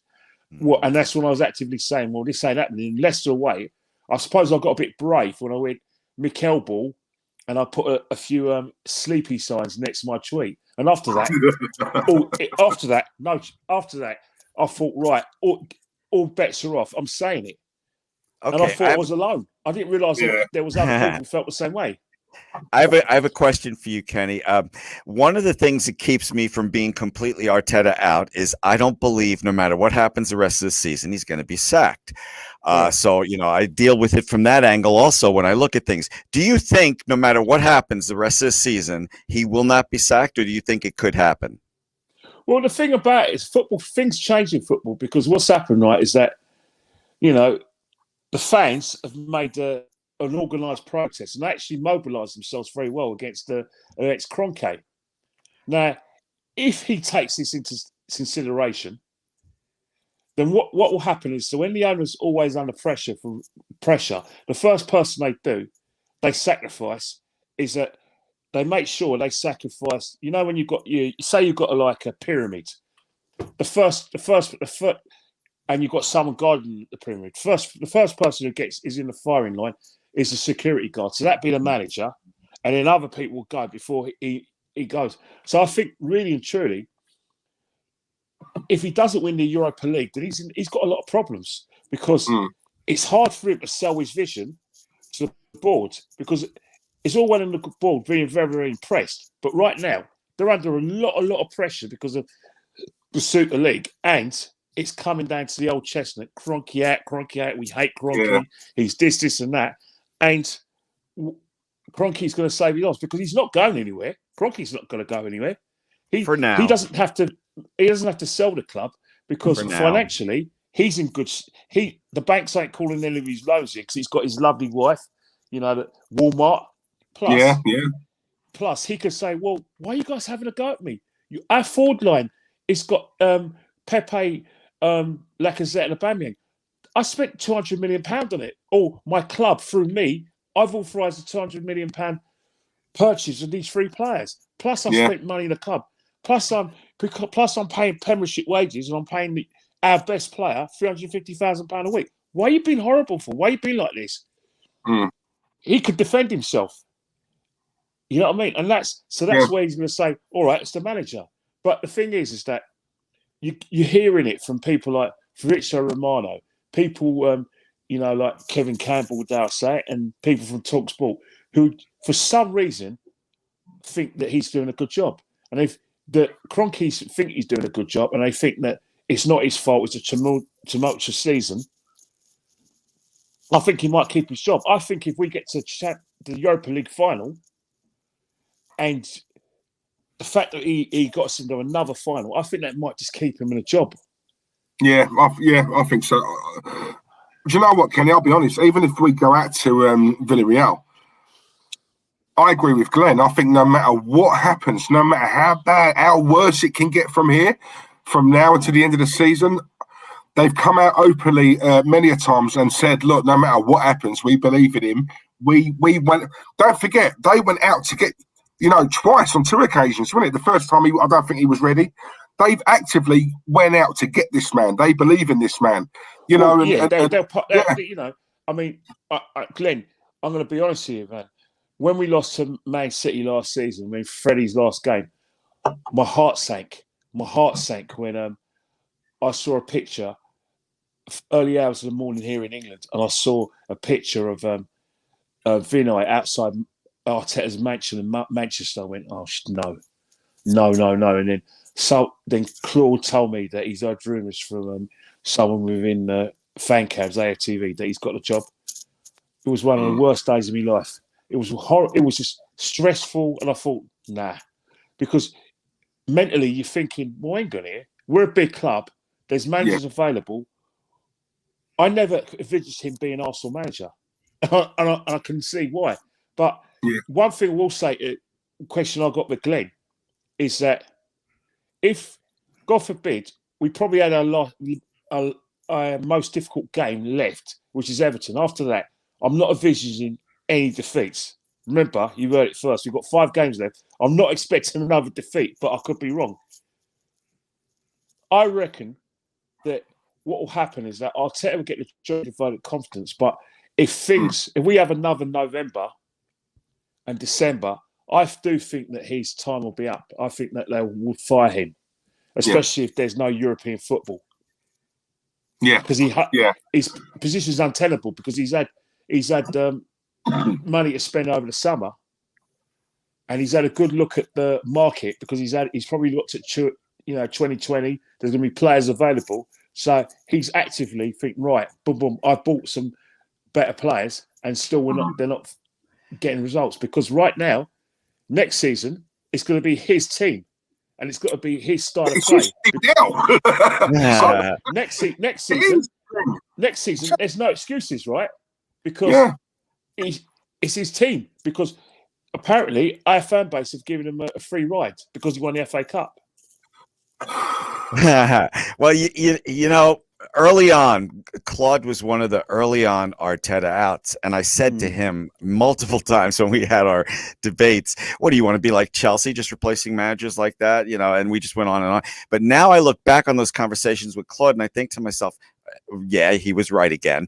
But B, also, when it's not working, it's not working. It doesn't matter, you know, how quick you sack somebody. If it's not working and there's nothing to look ahead to, you're out of here. And you know, Mourinho, yes, exactly. They basically are not allowing Mourinho to have his moment in the sun, and not basically they've taken because something's gone wrong. And because they're so determined to make a change, they've made a change 6 days before a cup final. I've never seen it before. Last time I probably saw it was in Rudhulit, when Chelsea was second in the table in 1998, and they had a game against Arsenal, where in the second leg of the second leg semi-final of the League Cup. And then they sacked Hullet the day before. Vialli's first game, they all turned up and they beat us 3-1. And then they finished sixth, but they won the League Cup and they won the Cup Winners' Cup. Now you fast forward 23 years later, this is what's happened. I think it's extraordinary, but it just shows you right now is that anything can happen in football, and football's a ruthless game. But for some reason, Arteta has sold himself and got a massive fan base at the football club where he can walk around with a lot of confidence. I mean, in great knowledge that he's getting backing. And I don't understand that. If I was getting his results, I'd be stressed. I'd be so stressed. I told this to Diesel earlier. Today's game felt like a rerun of a bad movie that I've seen a million times this season. I'm sick of it. So sick of it. I know I sound like I'm Arteta out, but I'm not yet. You are. The thing is, you don't have to be Arteta out. But obviously, the situation is, it's not working. Whatever he's doing isn't working. He's tried. It's not as if he's just tried this formation. He's actually changed it. He's actually shoehorned, Odegaard into the team in order to give us another impetus. It's not working. He's tried his best to try and get aubameyang to be prolific like he has in the last few seasons. Played him on the left. Teams worked him out. Played him in the middle. He was the disaster. That's not working, which means he's disrupted Lacazette's movement. Even though Lacazette probably hasn't had as many games, he's been messed around. By his standards, he's had quite a good season. You know what I mean? And to the extent that if he plays, he's the only player we can actually rely on for goals. But his methods ain't working. Whatever he's trying to do isn't working. Guys, I have to go. I muted my wife's text sound because I'm like, oh no, you're not interrupting Kenny. It's always good to talk anyway. So, guys, it was a pleasure talking to you. As always, mate. Thank you very much. I'll talk to you soon. Definitely. Nice one. Hey, Diesel, before you go, because I know you're going to go in a minute, I couldn't help overhearing you and Glenn talking about the protests and the actual. Yeah, what's your take on that, Kim? Yeah, go on. Well, in terms of protests, again, I think what's happened, the timing's been fantastic because what's happened is that I personally think that the protests were 5 years too late. One guy called Sam, who one guy I know very well, he was an ITV, and he actually mentioned 5 or 6 years too late because actually, if you saw a photo, you could actually see me 5 years ago with a Wenger hat banner, Kroenke hat banner. But that's by the way. But the thing about the protests, it's been very well organised. It's been very well coordinated. That's all well and good.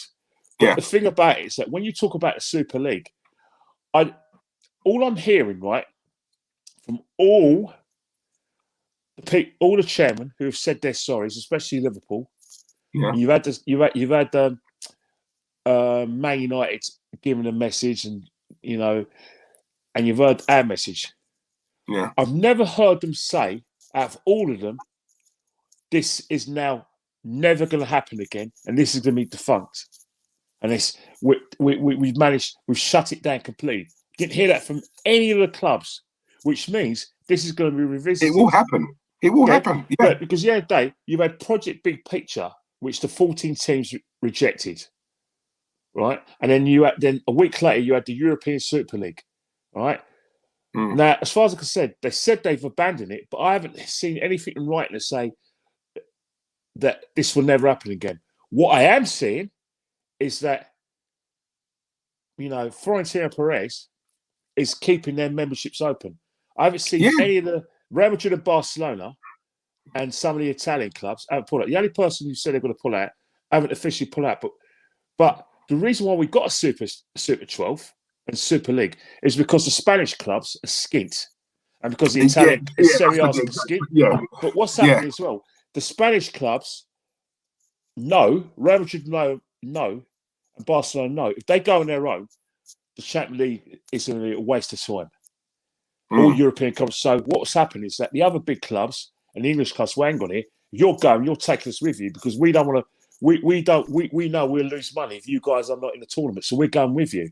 And the Italian clubs who need the money, we think, right, we come with you as well because we're big clubs.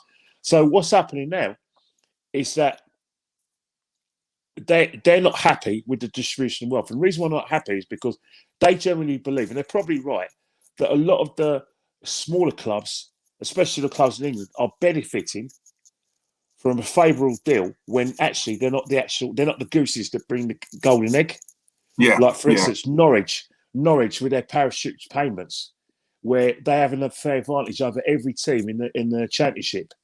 They will earn more. They've earned more than Bayern Munich, who won a Champions League. So there's got to be something wrong there. The reason why the 14 teams are upset is because they know full well they're benefiting on the back of the big six clubs. So they're not happy because the big six clubs went, hang on, we want some of your money.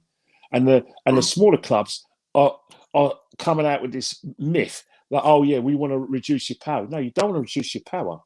What you want to do is that you want to protect what you're getting already. Because the big clubs have noticed that, hang on here, we want some of the money because that's ours. We're giving it to you. And in the interest of fairness, well, in business, in laissez-faire politics, fairness, it doesn't work. Now let's move on to the Champions League, the new Champions League format. How is that not different from the Super League? Exactly. Where the top 8 get into the last 16, and then from whoever finishes 9th to 24th involves in playoffs. More money, hang on here. So you're rewarding teams that fell out, who are useless. So you've got more groups. Right?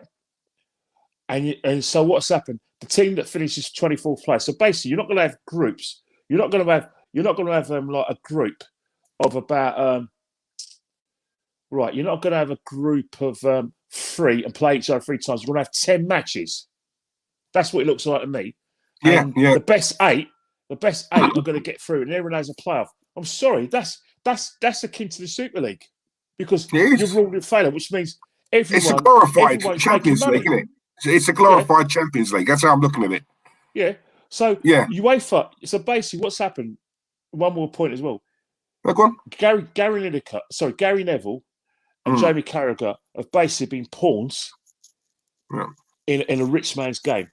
They're using their northernness, the Scouse and the Magnus. Oh, we may be rich millionaires, but we're working class, really. So let's put these two. So they're going to speak for every fan out there and going to be so outraged, blah, blah. Yeah. Hang on here. You Sky TV, the Premiership, right, are basically using the masses like me and you to do all their dirty work and do all their protesting because they don't want any other a new controlling interest, i.e. Super League, who basically want the same sort of control as UEFA for the Premier League. They want to stop that. So the best way to use it to stop that, rather than go through the courts or just have better opposition or give people a choice, let's use the masses and use the fact that the masses.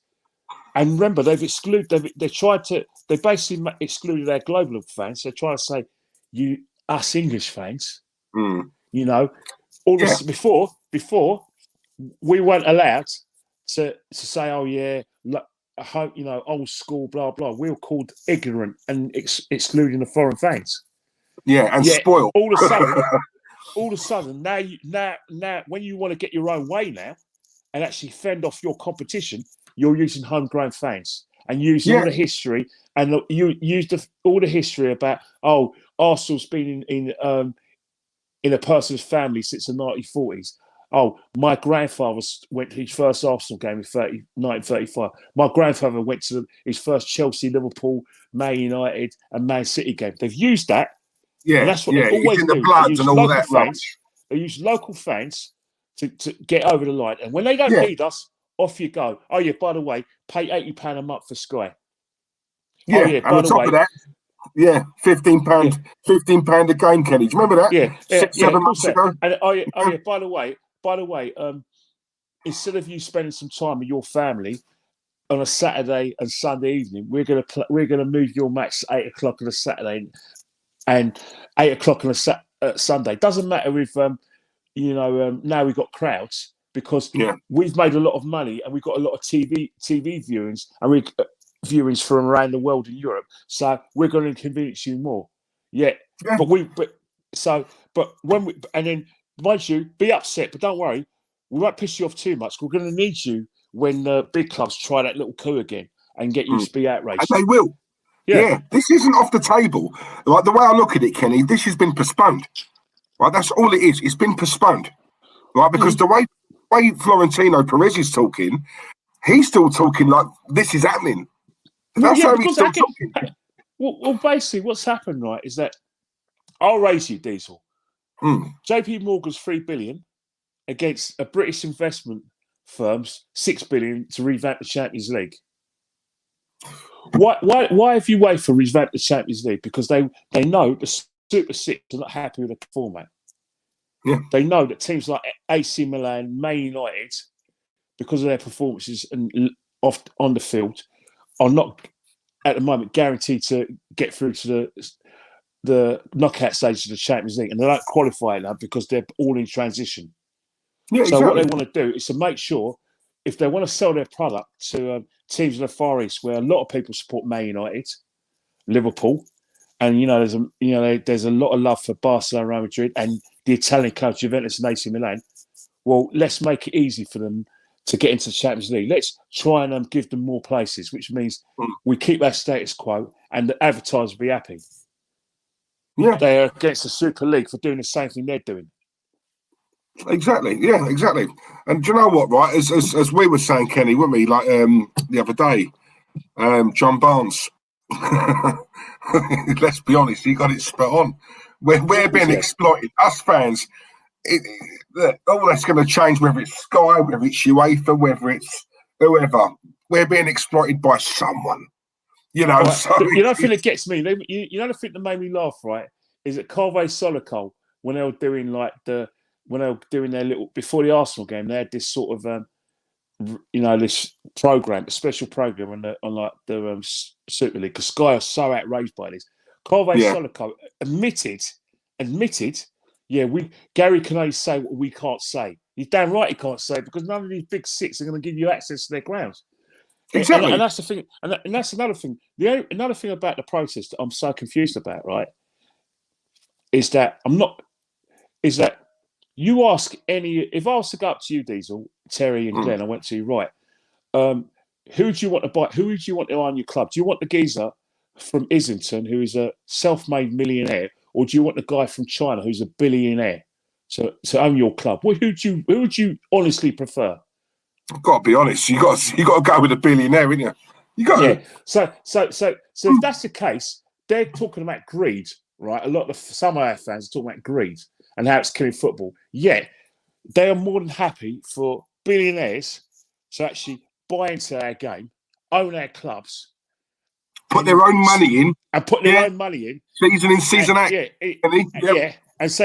But because they haven't got the right owner, they want another billionaire owner to take over and basically to do what a business would do. So the next owner is still going to be for the Super Six, and that's what I don't understand. The thing about it is that Norwich, all these big clubs, right? All these 14 clubs. Everton have had big investment. So if they got the invite, they'll take it. Every club in the Premiership would have taken it and would have gone and done their own thing because they wouldn't want to miss out. The only reason why these big 14, the other 14 clubs are unhappy is because they blindsided. The reason they weren't blindsided because the Big Six warned them in Project Picture in October. Plus they warned them about Super League and they said no. And I thought you wait for it. What blindsided them is that these clubs decided to sign the thing and show they were serious. Apart from that, they've known about this for a long time. So as the players, everyone in football knew about this. The players knew about this. The press knew about it. But what they didn't know is that they didn't expect that someone to pull the pin out of the grenades and let the bomb go off. They didn't expect it to happen. They dared them to do it, and they did. Yeah, do you know what? I want to ask you something very quickly. Before I do, Joseph, sorry, mate, apologies. Thanks for the super chat, your donation. Thank you, Joe. It's been up here a while. Big up to Glenn, Diesel, Kenny. Hope you're all good. Cronky out. We're going nowhere under Arteta. Very well said, Joseph. Couldn't have put that better myself. And one from Nino as well. Nino, thank you very much, mate. He said, would you guys take Jose tomorrow? Oh, Kenny. I'm sorry. You know what? I'm a big Jose fan, but I think he's if I was Jose Mourinho, go and manage in Portugal, get your confidence back, and because simple reason is that you finish in England, mate. It's not happening. You're done. Yeah. Okay, boys. Would you take Jose if we lose next week? Cheers, Nino. Sorry, mate. If he can't do it at Spurs, he ain't gonna do it. He can't do it at Man United. He ain't gonna do it anywhere else. Yeah, it's a shame, because I like him, man. I do like him, but yeah, there's better. I think there's better suited managers. Let's put it that way. I think there's better suited. His methods are out of date. Yeah. But Kelly, right, very quickly, because I touched on this earlier on, right, with Glenn. Now, we all know, Ken, we're not stupid. We all know when clubs are coming out and saying, "Oh, we only found out about this last week." What a load of rubbish, right? This has been, in the offing for months, even years. Yeah. Right? But what? Surely, we said it in our chat the other day. Surely, these clubs have got the best lawyers, the best PR media companies in the world. Surely they would have known that when this gets announced, there will be there's likely to be a massive backlash. Now, what we've seen is a backlash, and one by one, Kenny, they've pulled out. But surely they would have expected that. Well, no, I think what they didn't expect is that what they didn't expect is that they probably got blindsided and they got forced to make it a thing because Florentino Perez pulled the pin out of his particular hand grenade. And what's happened is that once he pulled the pin out, they had to go ahead with it. In terms of the opposition for it, again, they actually thought they wouldn't consult with their fans. And if they consult with their fans, then maybe we wouldn't have that situation. But the thing is that our fans, and I'm not talking Arsenal fans, but all the fans of the Premiership, they thought when the UEFA, basically flexed their muscles, that would have been it. But that was never going to be the case. But the thing about it is, it's a PR thing, isn't it? And at the end of the day, especially in English football, PR goes a long way in English. How do I say English businesses? We're very much a PR country. If you have bad PR, that's it. And I think we're just like our cousins in the United States. One thing that could kill a business, especially a private business, is bad press. Bad press can take you from maybe being a billionaire right down to a millionaire. I still want to be a millionaire, but you lose a lot of money because you think about it. When it first got announced, the share prices of all the shared-owned clubs went up. The minute there was a backlash, the shares went down. And I think that's what's happened. Is when the shares went down, that's when, oh, okay, no problem. And I think that's what it is that the stock markets, all those clubs, they don't just look at about whether people are going to buy. People aren't going to buy if there's good PR and people are going to want to invest. But when it's poor PR, then the shares go down. And I think that's what it is that the shares. And then obviously the fans, Sky did a good job. Sky were brilliant, but it wasn't just Sky. BBC, made it their sort of kind of their first item, their main item in their news coverage. You know what I mean? I was watching the IPL, and even in the IPL, one of the commentators, Danny Morris in New Zealand, was talking about the situation. So, as we all know, a lot of the football clubs are global brands. So if it's getting to India, then obviously that means it's a bad PR, shares go down, and interest go down. Because you know what's happened?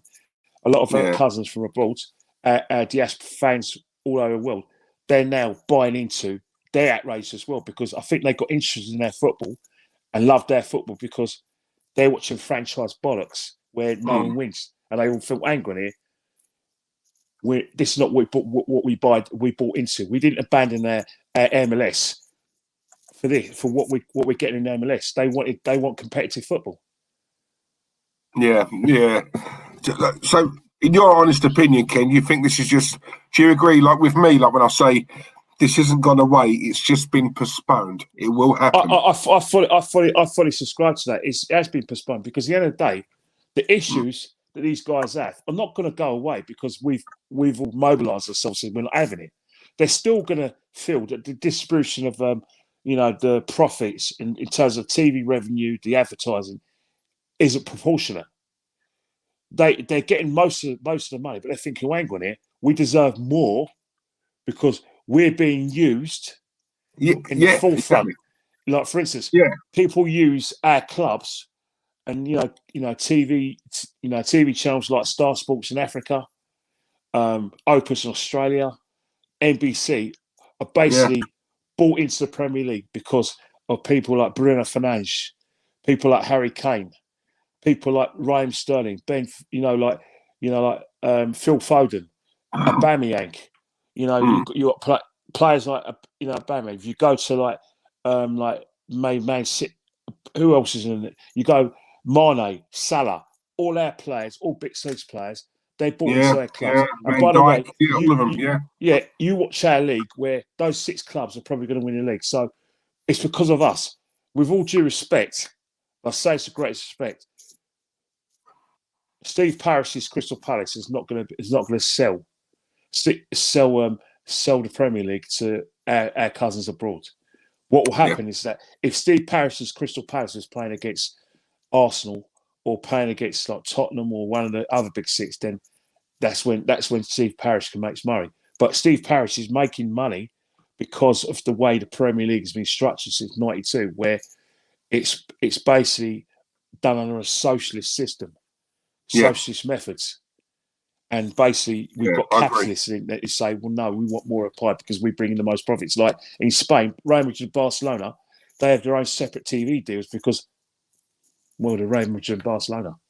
Yeah, no, I agree. It's like these 6 clubs have all spoken amongst each other and said, look, without us, this isn't a league anymore. We hold the power. We have the card. We hold the cards here. You know what I'm saying? And, if they break away, Ken, FIFA can say what they want in UEFA. We can fine you, that we can ban you from the Europa League. And no, you can't, because without us, you're screwed. Well, how many times did they threaten to suspend Man City? And how many times did Man City win it? Twice. And that's the thing. The Premier League does not survive without the big 6. No, it's all well and good. The other 14 clubs saying, "Oh yeah, we want all the chairmen to leave." Well, no. Abramovich ain't going to go nowhere. Kroenke, we're trying to get Kroenke out, and he ain't budging for us. So why is he going to budge for you lot? The Glazers, Man United fans want him out, but they ain't budged for 15 years. So this is all these cheeky executives, all these people you want removed. What? You don't have to. No, you're just doing a token gesture because right now you're tagging along to the unrest from the home fans, and you thought, well, we might as well put the boot in ourselves. Exactly. No, exactly, mate. Oh, Ken. No, Ken, listen, mate, much appreciated for coming on. As per usual, your knowledge, I could talk to you all day and night, but I'm sure we've both got dinner to eat. These are a football match happening today. Let's remember a football match happens. Yeah. Did it? Not more like a training session to me, mate. But I don't know. Well, it's a training session. We lost again. We lost. Yeah, exactly. But no, much appreciated, Ken. No problem. And we'll catch up with you in a bit, mate. No worries.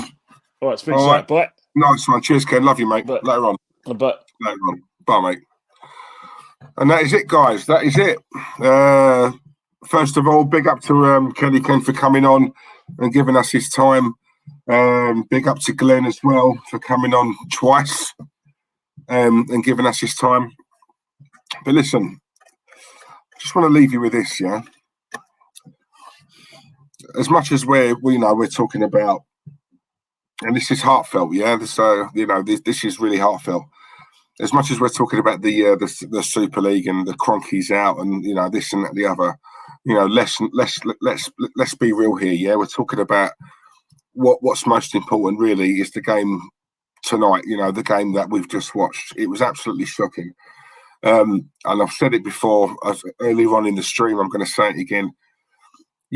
teams are beating us and they don't even have to be at their best to beat us. Teams can rock up into our backyard at the Emirates, and they're rocking up in our house, our home, and they're taking the piss out of us. And do you know what? That don't sit right. That don't sit right with me, And listen, I don't think the Cronkies are as big a problem as what people are making out. But I'm looking at them for hiring Mikel Arteta, this manager. I'm looking at them for when they come out and said, we're not here to win trophies.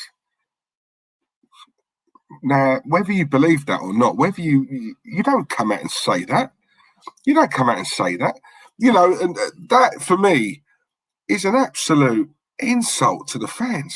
We should have been on them from then, right? And that just shows the ambition of this club, and it all stems from the top, right? Don't ever think it don't. It stems from the top. If we have an ambitious board, if we have an ambitious board, they will get us an ambitious manager. The ambitious manager will get us ambitious players, and so on and so forth. And that is how we grow as a club. That is how we get back, to being what we used to be. Do you know what I'm saying? All this rubbish about Arsenal fans are too impatient. If anything, we are the most patient fans, because look how long we've had to suffer this. We've had to suffer it for so long. This is why we have so many rows on this channel, because one of us doesn't like this manager and doesn't accept all this crap, and the other one does. Sorry, Tel, but you do, right? You back this man. What more has he got to do to show you, right, that he's out of his depth? He's not the man. He's crap. He's rubbish. I'm sorry. Listen, we're not Barnet. We're not a little club. We're not Doncaster or someone like that. Yeah, where you could just give it to anyone and they can try and come in and try and do what's what. We're not an experimental club. We're not a club that is so poor. We just give it to anyone and give them time. No, right? We're a big club, meaning we should have a big manager. Right? We are a massive club. People don't realise how big this club is. I keep saying this all the time. When you look at every season, right, every pre-season that we do, and it's normally in the Far East, and we know why, because of that, it's just coin, that's all it is. So you get managers who are moaning about their players being tired at the start of the season, yet you're flying them halfway around the world because of that. If it's not that, have your pre-season in this country. But you won't do that, will you? Right? Because the money ain't here. It's in China or Japan or Singapore or something like that. It's all to do with money. It's greed, yeah? But we know that anyway, right? We know that anyway. But what I'm saying, guys, is that this it's just, someone said it in the chat earlier on, no one's scared of us anymore. In my day, like growing up, we won games in the tunnel. Before players stepped out onto that pitch, the opposition would look over at us and they see the likes of Tony Adams, they see the likes of Vieira, Martin Keown, Steve Bold, Wrighty, Bergkamp, Henry, Pires. You'd look at them players and think, my God, do you know what? If we can just keep the score down, we've had a result. Yeah? We know we're not going to win, right? We're not, listen, we're not deluded. If we can come here and just try and keep it down, keep it respectable, right? They went into games expecting to lose because that's normally what happened, right? You're looking at Arsenal in the tunnel. You're seeing big lads. You're seeing leaders. You're seeing players who don't ramp. You're seeing players who don't business. Yeah, that is what you're seeing nowadays. It's all friendly. It's all nice. You're seeing, they're a bunch of boys. Compare this starting 11 to a starting 11 of what, say 20, 25 years ago. You're talking boys to men, right? And that is the problem. Tonight in this game, it was poor, right? It was poor. We're not working hard. We're not working hard. It's like the manager has told his players, look, do you know what? The league don't really matter. We've got 4 or 5 games left. It doesn't really matter. It's a dead rubber. Just use this as fitness for the Europa League. And that's how it looks. I want to know what message he's given these players, because these players, either he's saying that to them and they're obviously listening to him because they're not taking it seriously, or they're just not listening to him. Either way, I mean, what is it, right? Kenny made a very interesting point earlier on, right? This is another reason why I don't rate this manager. He plays different systems per game, 3 or 4 different formations per game. You know, no lineup is the same week in, week out. Pick your lineup, whether we agree with it or not as fans. I'd have more respect for him if he picked an 11, whether I like it or not. Pick the 11 that you want and go with that 11. Obviously, barring injury, right? Go with that 11. He doesn't know his best 11. He's been here, 19 months? Still doesn't know his best 11. Pick a formation. Pick your tactics, man. Do you know what I'm saying? You know, stop doing this square pegs in round holes crap, yeah? All right? Pick a formation and stick to it. If we lose, we lose, but stick to it, right? Because what we need to breed familiarity, yeah? Familiarity. At the moment, these players are... There's a part of me that looks at these players and thinks, do you know what? They don't know if they're coming or going. Because every week, this manager is changing it up. Once again, guys, right? He didn't do any subs. He didn't make any subs until what? What was it, the 71st minute or the 68th minute? Around the 70-minute mark, right? Who does that remind you of? There you go. It's another Wenger, isn't it? It's another Wenger. What has he got to do? I mean, surely, you know, the second we could all see, right? It needed a change. It needed freshening up, right? It needed a spark. But yet he still waits to around the 70th minute to make his sub, yeah? Why is he playing Granit Xhaka at left back? I'll never understand that. You're telling me we've not got a left back in our reserves or the under-18s who can step up for a few games and play in his preferred position rather than Granit Xhaka, who's slow as anything, right?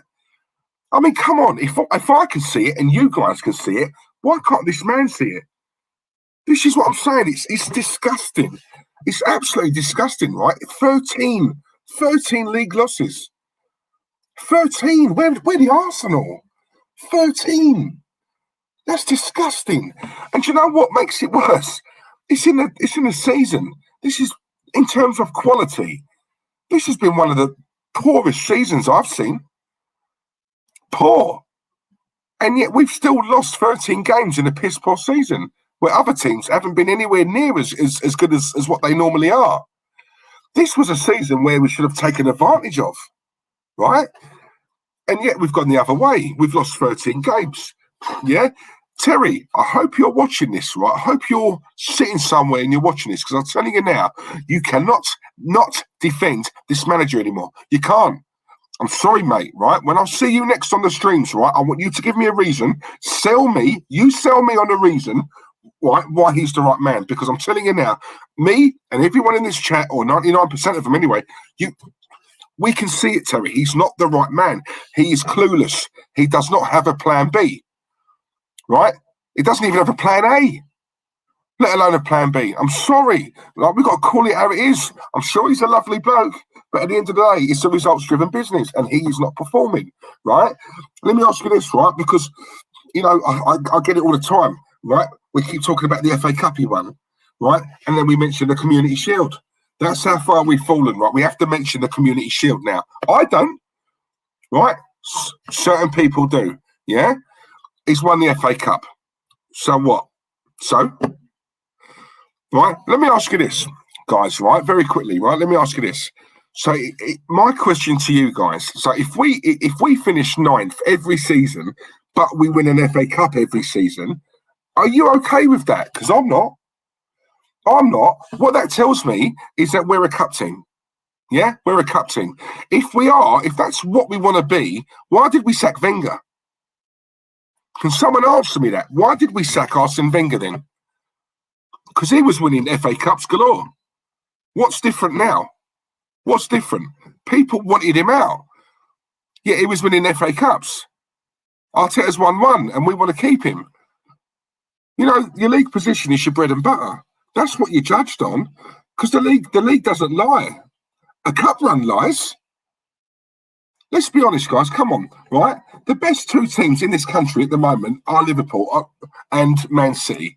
Yes, Liverpool are having a piss poor season. Yeah, they are, right, by their standards. But over the last 3 or 4 years, it's been them two. Let me ask you this. Do Liverpool and Man City win the FA Cup and the Carabao Cup every season? No, they don't, do they? So what I'm saying is a team not as good as them win it. So an FA Cup run, a Carabao Cup win, or whatever, that does lie. Clubs can get lucky. It's a lottery. Where you can't fake it and you can't blag it is in the league. And that's where we're judged, yeah? That's where we should be judging, right? There's too many of these big YouTube channels, right? Fake, yeah? Saying one thing about Arteta. Trust me, guys. Trust me, because I've spoken to a lot of these guys off camera, and they are saying the exact same thing as what I'm saying to you now. Trust me on that. When the camera's off, it's like Jekyll and Hyde. Switch that camera on, yeah? They turn. They turn. Honestly, it's like they've got a doppelganger, yeah? Right, and they're sticking up for this bloke.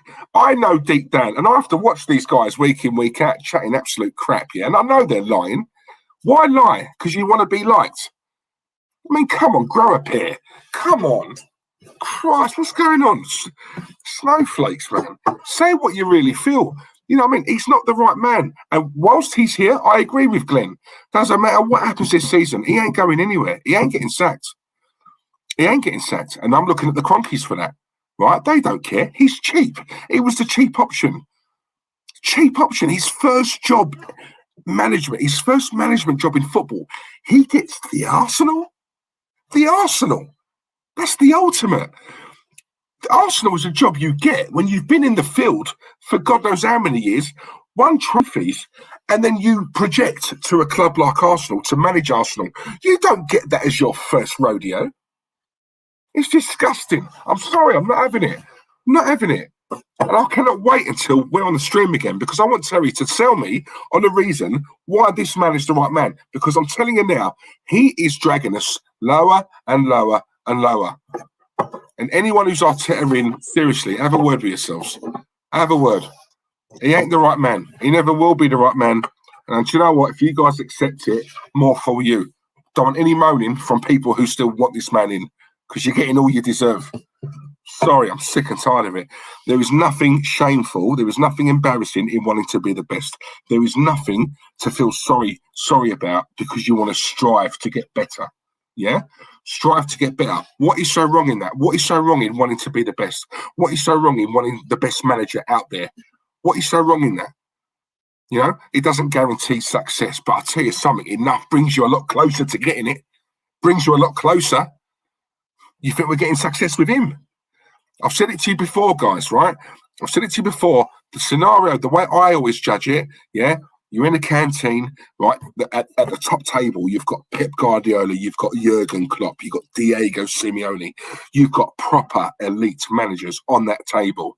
Arteta walks in the canteen. Can you see Arteta going up to that table, sitting down and mixing with him? No, you can't. He don't belong on that table. Doesn't belong on that table. He'd have to go to a table at the back. Yeah? No one's sitting up and taking notice when Mikel Arteta walks in the room. No one. Right? And as much as I can't stand Wenger, I'll give Wenger that. He had that. He had that aura. He had that respect. Yeah? Because of what he's done in the game. Right? I'll give him that. Mikel Arteta, what's he done? What's he done as a player? Nothing. What's he done? He walks into a room. You think these players are sitting up taking notice? Listen to what Mikel's saying. He ain't a winner. He's not a winner, right? Simeone walks in the room. Jurgen Klopp walks in the room. Pep Guardiola walks in the room. Guess what? People are sitting up and taking notice. You're a player and you're at home, right? And there's a phone call for you, and you find out it's Pep Guardiola on the phone or Jurgen Klopp. You're not saying, tell him I'll call him back later. No, you're running to that phone. You're taking that call. Yeah, that's the difference. That's the difference. Mikel Arteta's ringing you? Nah, who's he? I'll ring him later. That's the difference, guys. And we need to get that in your heads. I'm telling you now, because that is the difference between elite, yeah, a manager who's going to walk in a room and light the room up. You know, a manager who's going to walk in the room and players take notice. That respect, yeah? You know what I mean? Arsenal are not in the Champions League. Arsenal were not even in Europe. But I'm signing for the Arsenal because I want to play under him. I want to play under that manager because he's up there. He's revered. He's respected. He's done it. He's done the business. He's the governor. Mikel? Really? Sorry, not for me. Not for me. Anyway, guys, much appreciated. Listen, hang on. We've got a super chat here. Is that my good friend, Sammy Elliott?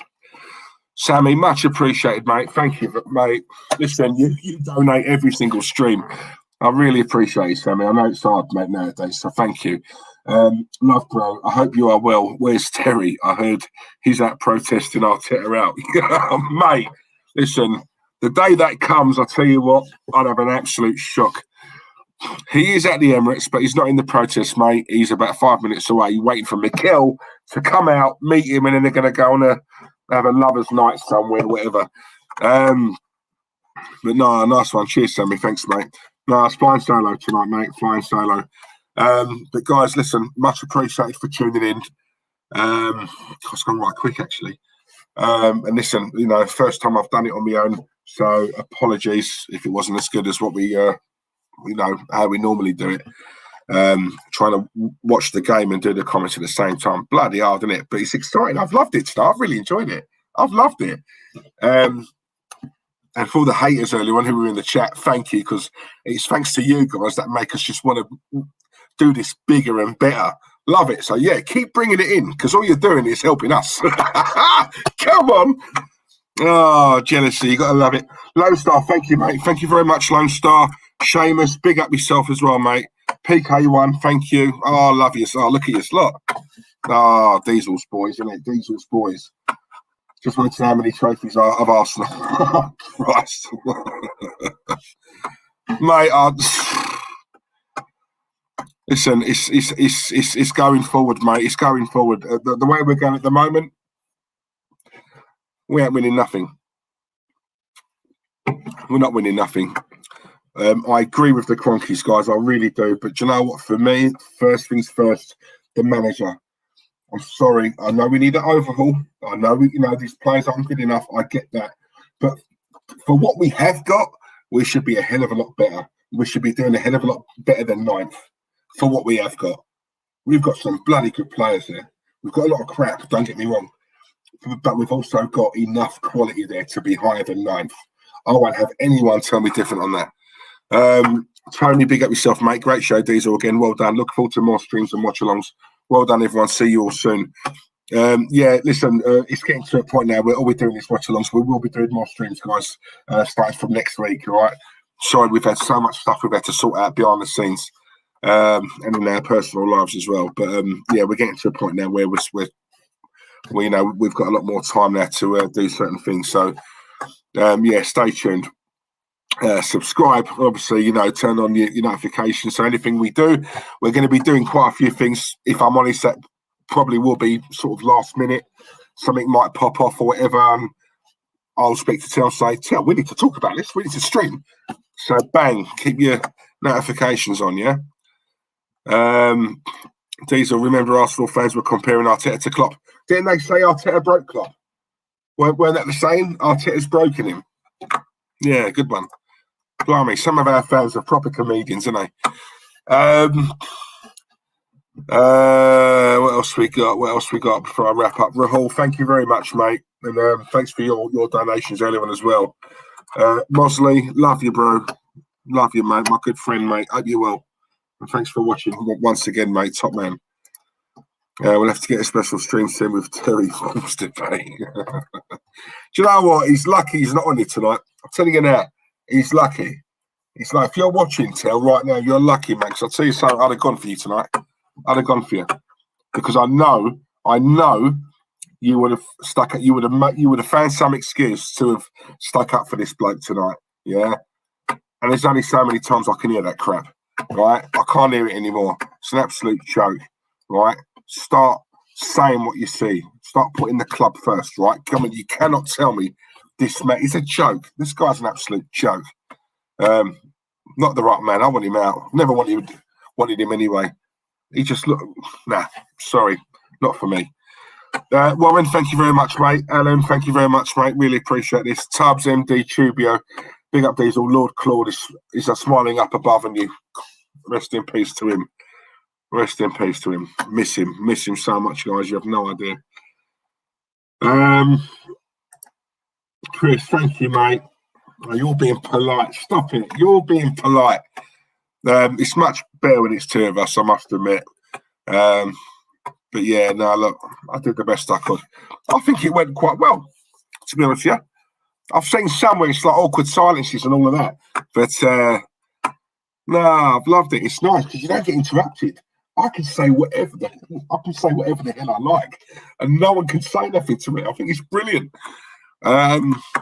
It's quality. Warren, Warren, you take no prisoners, bro. That's what I love about you. He only got destroyed tonight. He's lucky he's not here. Real talk, mate. He's lucky he's not here, and that's a real one. Last King 8923. Thank you very much, mate. Will M Hooper. Go watch Falls and Horses now. Come on, you know, Will. How did you know? I'm actually going to watch that in a minute. Swear to God. There's a channel I've got. It's 24/7, right? And it's Falls and Horses 24/7. Honestly, mate, I'm not even joking. I'm going to watch that right now. Low Coper, big up Diesel. You're one of those I respect. No, thank you, man. It's just being real, though, isn't it? Like, I don't get this fakeness. I can't stand all that crap. You know, you see some channels, and it just you know they're not being real with it, and it winds me up. It's like I said earlier on, this Ray Parlour thing earlier on. He looked awkward saying all that. It looked like he was told to say. He was told to start a row, start a bit of trouble, start controversy. He didn't look comfortable. I've watched it twice. He doesn't look like he means what he's saying. So that tells me the bosses upstairs have said, look, we want you to say this. We want you to cause controversy. And he's gone ahead and done it. But he's not entirely happy with it. Say what you think. What is so hard about that? This is what I don't get. Say what you think. I've said some stuff in here, and I've had some absolute pelters in the channel. Yeah, but I respect you guys too much to lie to you. I can't do it. I can't lie. I'm an East End lad. You know, we're from the East End. You know, we don't blag. You know, tell it as it is. Right? And if everyone started doing that, we'd see some change for the better. We can recognise the problem, and we can try and think of something going forward, right, to make ourselves better. But when you lie or you blag or you're winging it or whatever, you're never going to move forward. I mean, that's just common sense. Come on. Yeah, I know you would, son. I know you would, mate. Definitely. Top man. Default dude, thank you, mate, for the donation. I really appreciate that. Diesel speaking facts. Come on. It's so nice to hear you speak with Terry, changing the subject and talking about Emery and Mourinho. You are smart and a great guy. Rest in peace, mate. That's a lovely comment, man. Thank you very much.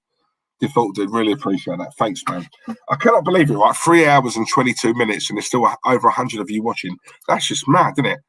And it's 11:10. Guys, I've really got to go. I could speak to you guys all night. I'm not even joking, yeah? But I am absolutely starving. I've had nothing to eat all day. And as Will said, I need to go and watch my Falls and Horses, yeah? That's the only thing that sort of keeps me sane. Jake, my guy, thank you very much. So, guys, thank you once again for tuning in. I love you guys to bits, man. I just love you. Sorry about tonight, guys. Sorry about that. That game was absolutely dreadful, but hopefully we had a bit of banter and we had a good laugh. So yeah, listen, you guys are absolutely amazing. Claude would be so proud of each and every one of you because it's always you guys. You give up so much of your time to watch us. We get so many messages saying thank you for doing the streams. You've kept me sane during the lockdown. We should be thanking you because without you guys, there's no channel, is there? Let's be honest. And I genuinely mean that. You know, I'm not a wrong un. I'll tell you straight. I'll tell you how it is. And literally, I love doing this. I love doing this, and I'm so glad that we got the opportunity to sort of carry on this channel and just try and just doing proud and just try and really see where this can go. You know, if we can't grow it, we can walk away and say we tried. But you know what? I think we can. And we're only going to do that. We'll do it the right way. We do it by being honest. We do it by having proper debates. We don't do it by having a script. We don't do it by acting like we're EastEnders. It's not a soap opera here, yeah? We say it as it is. Honesty.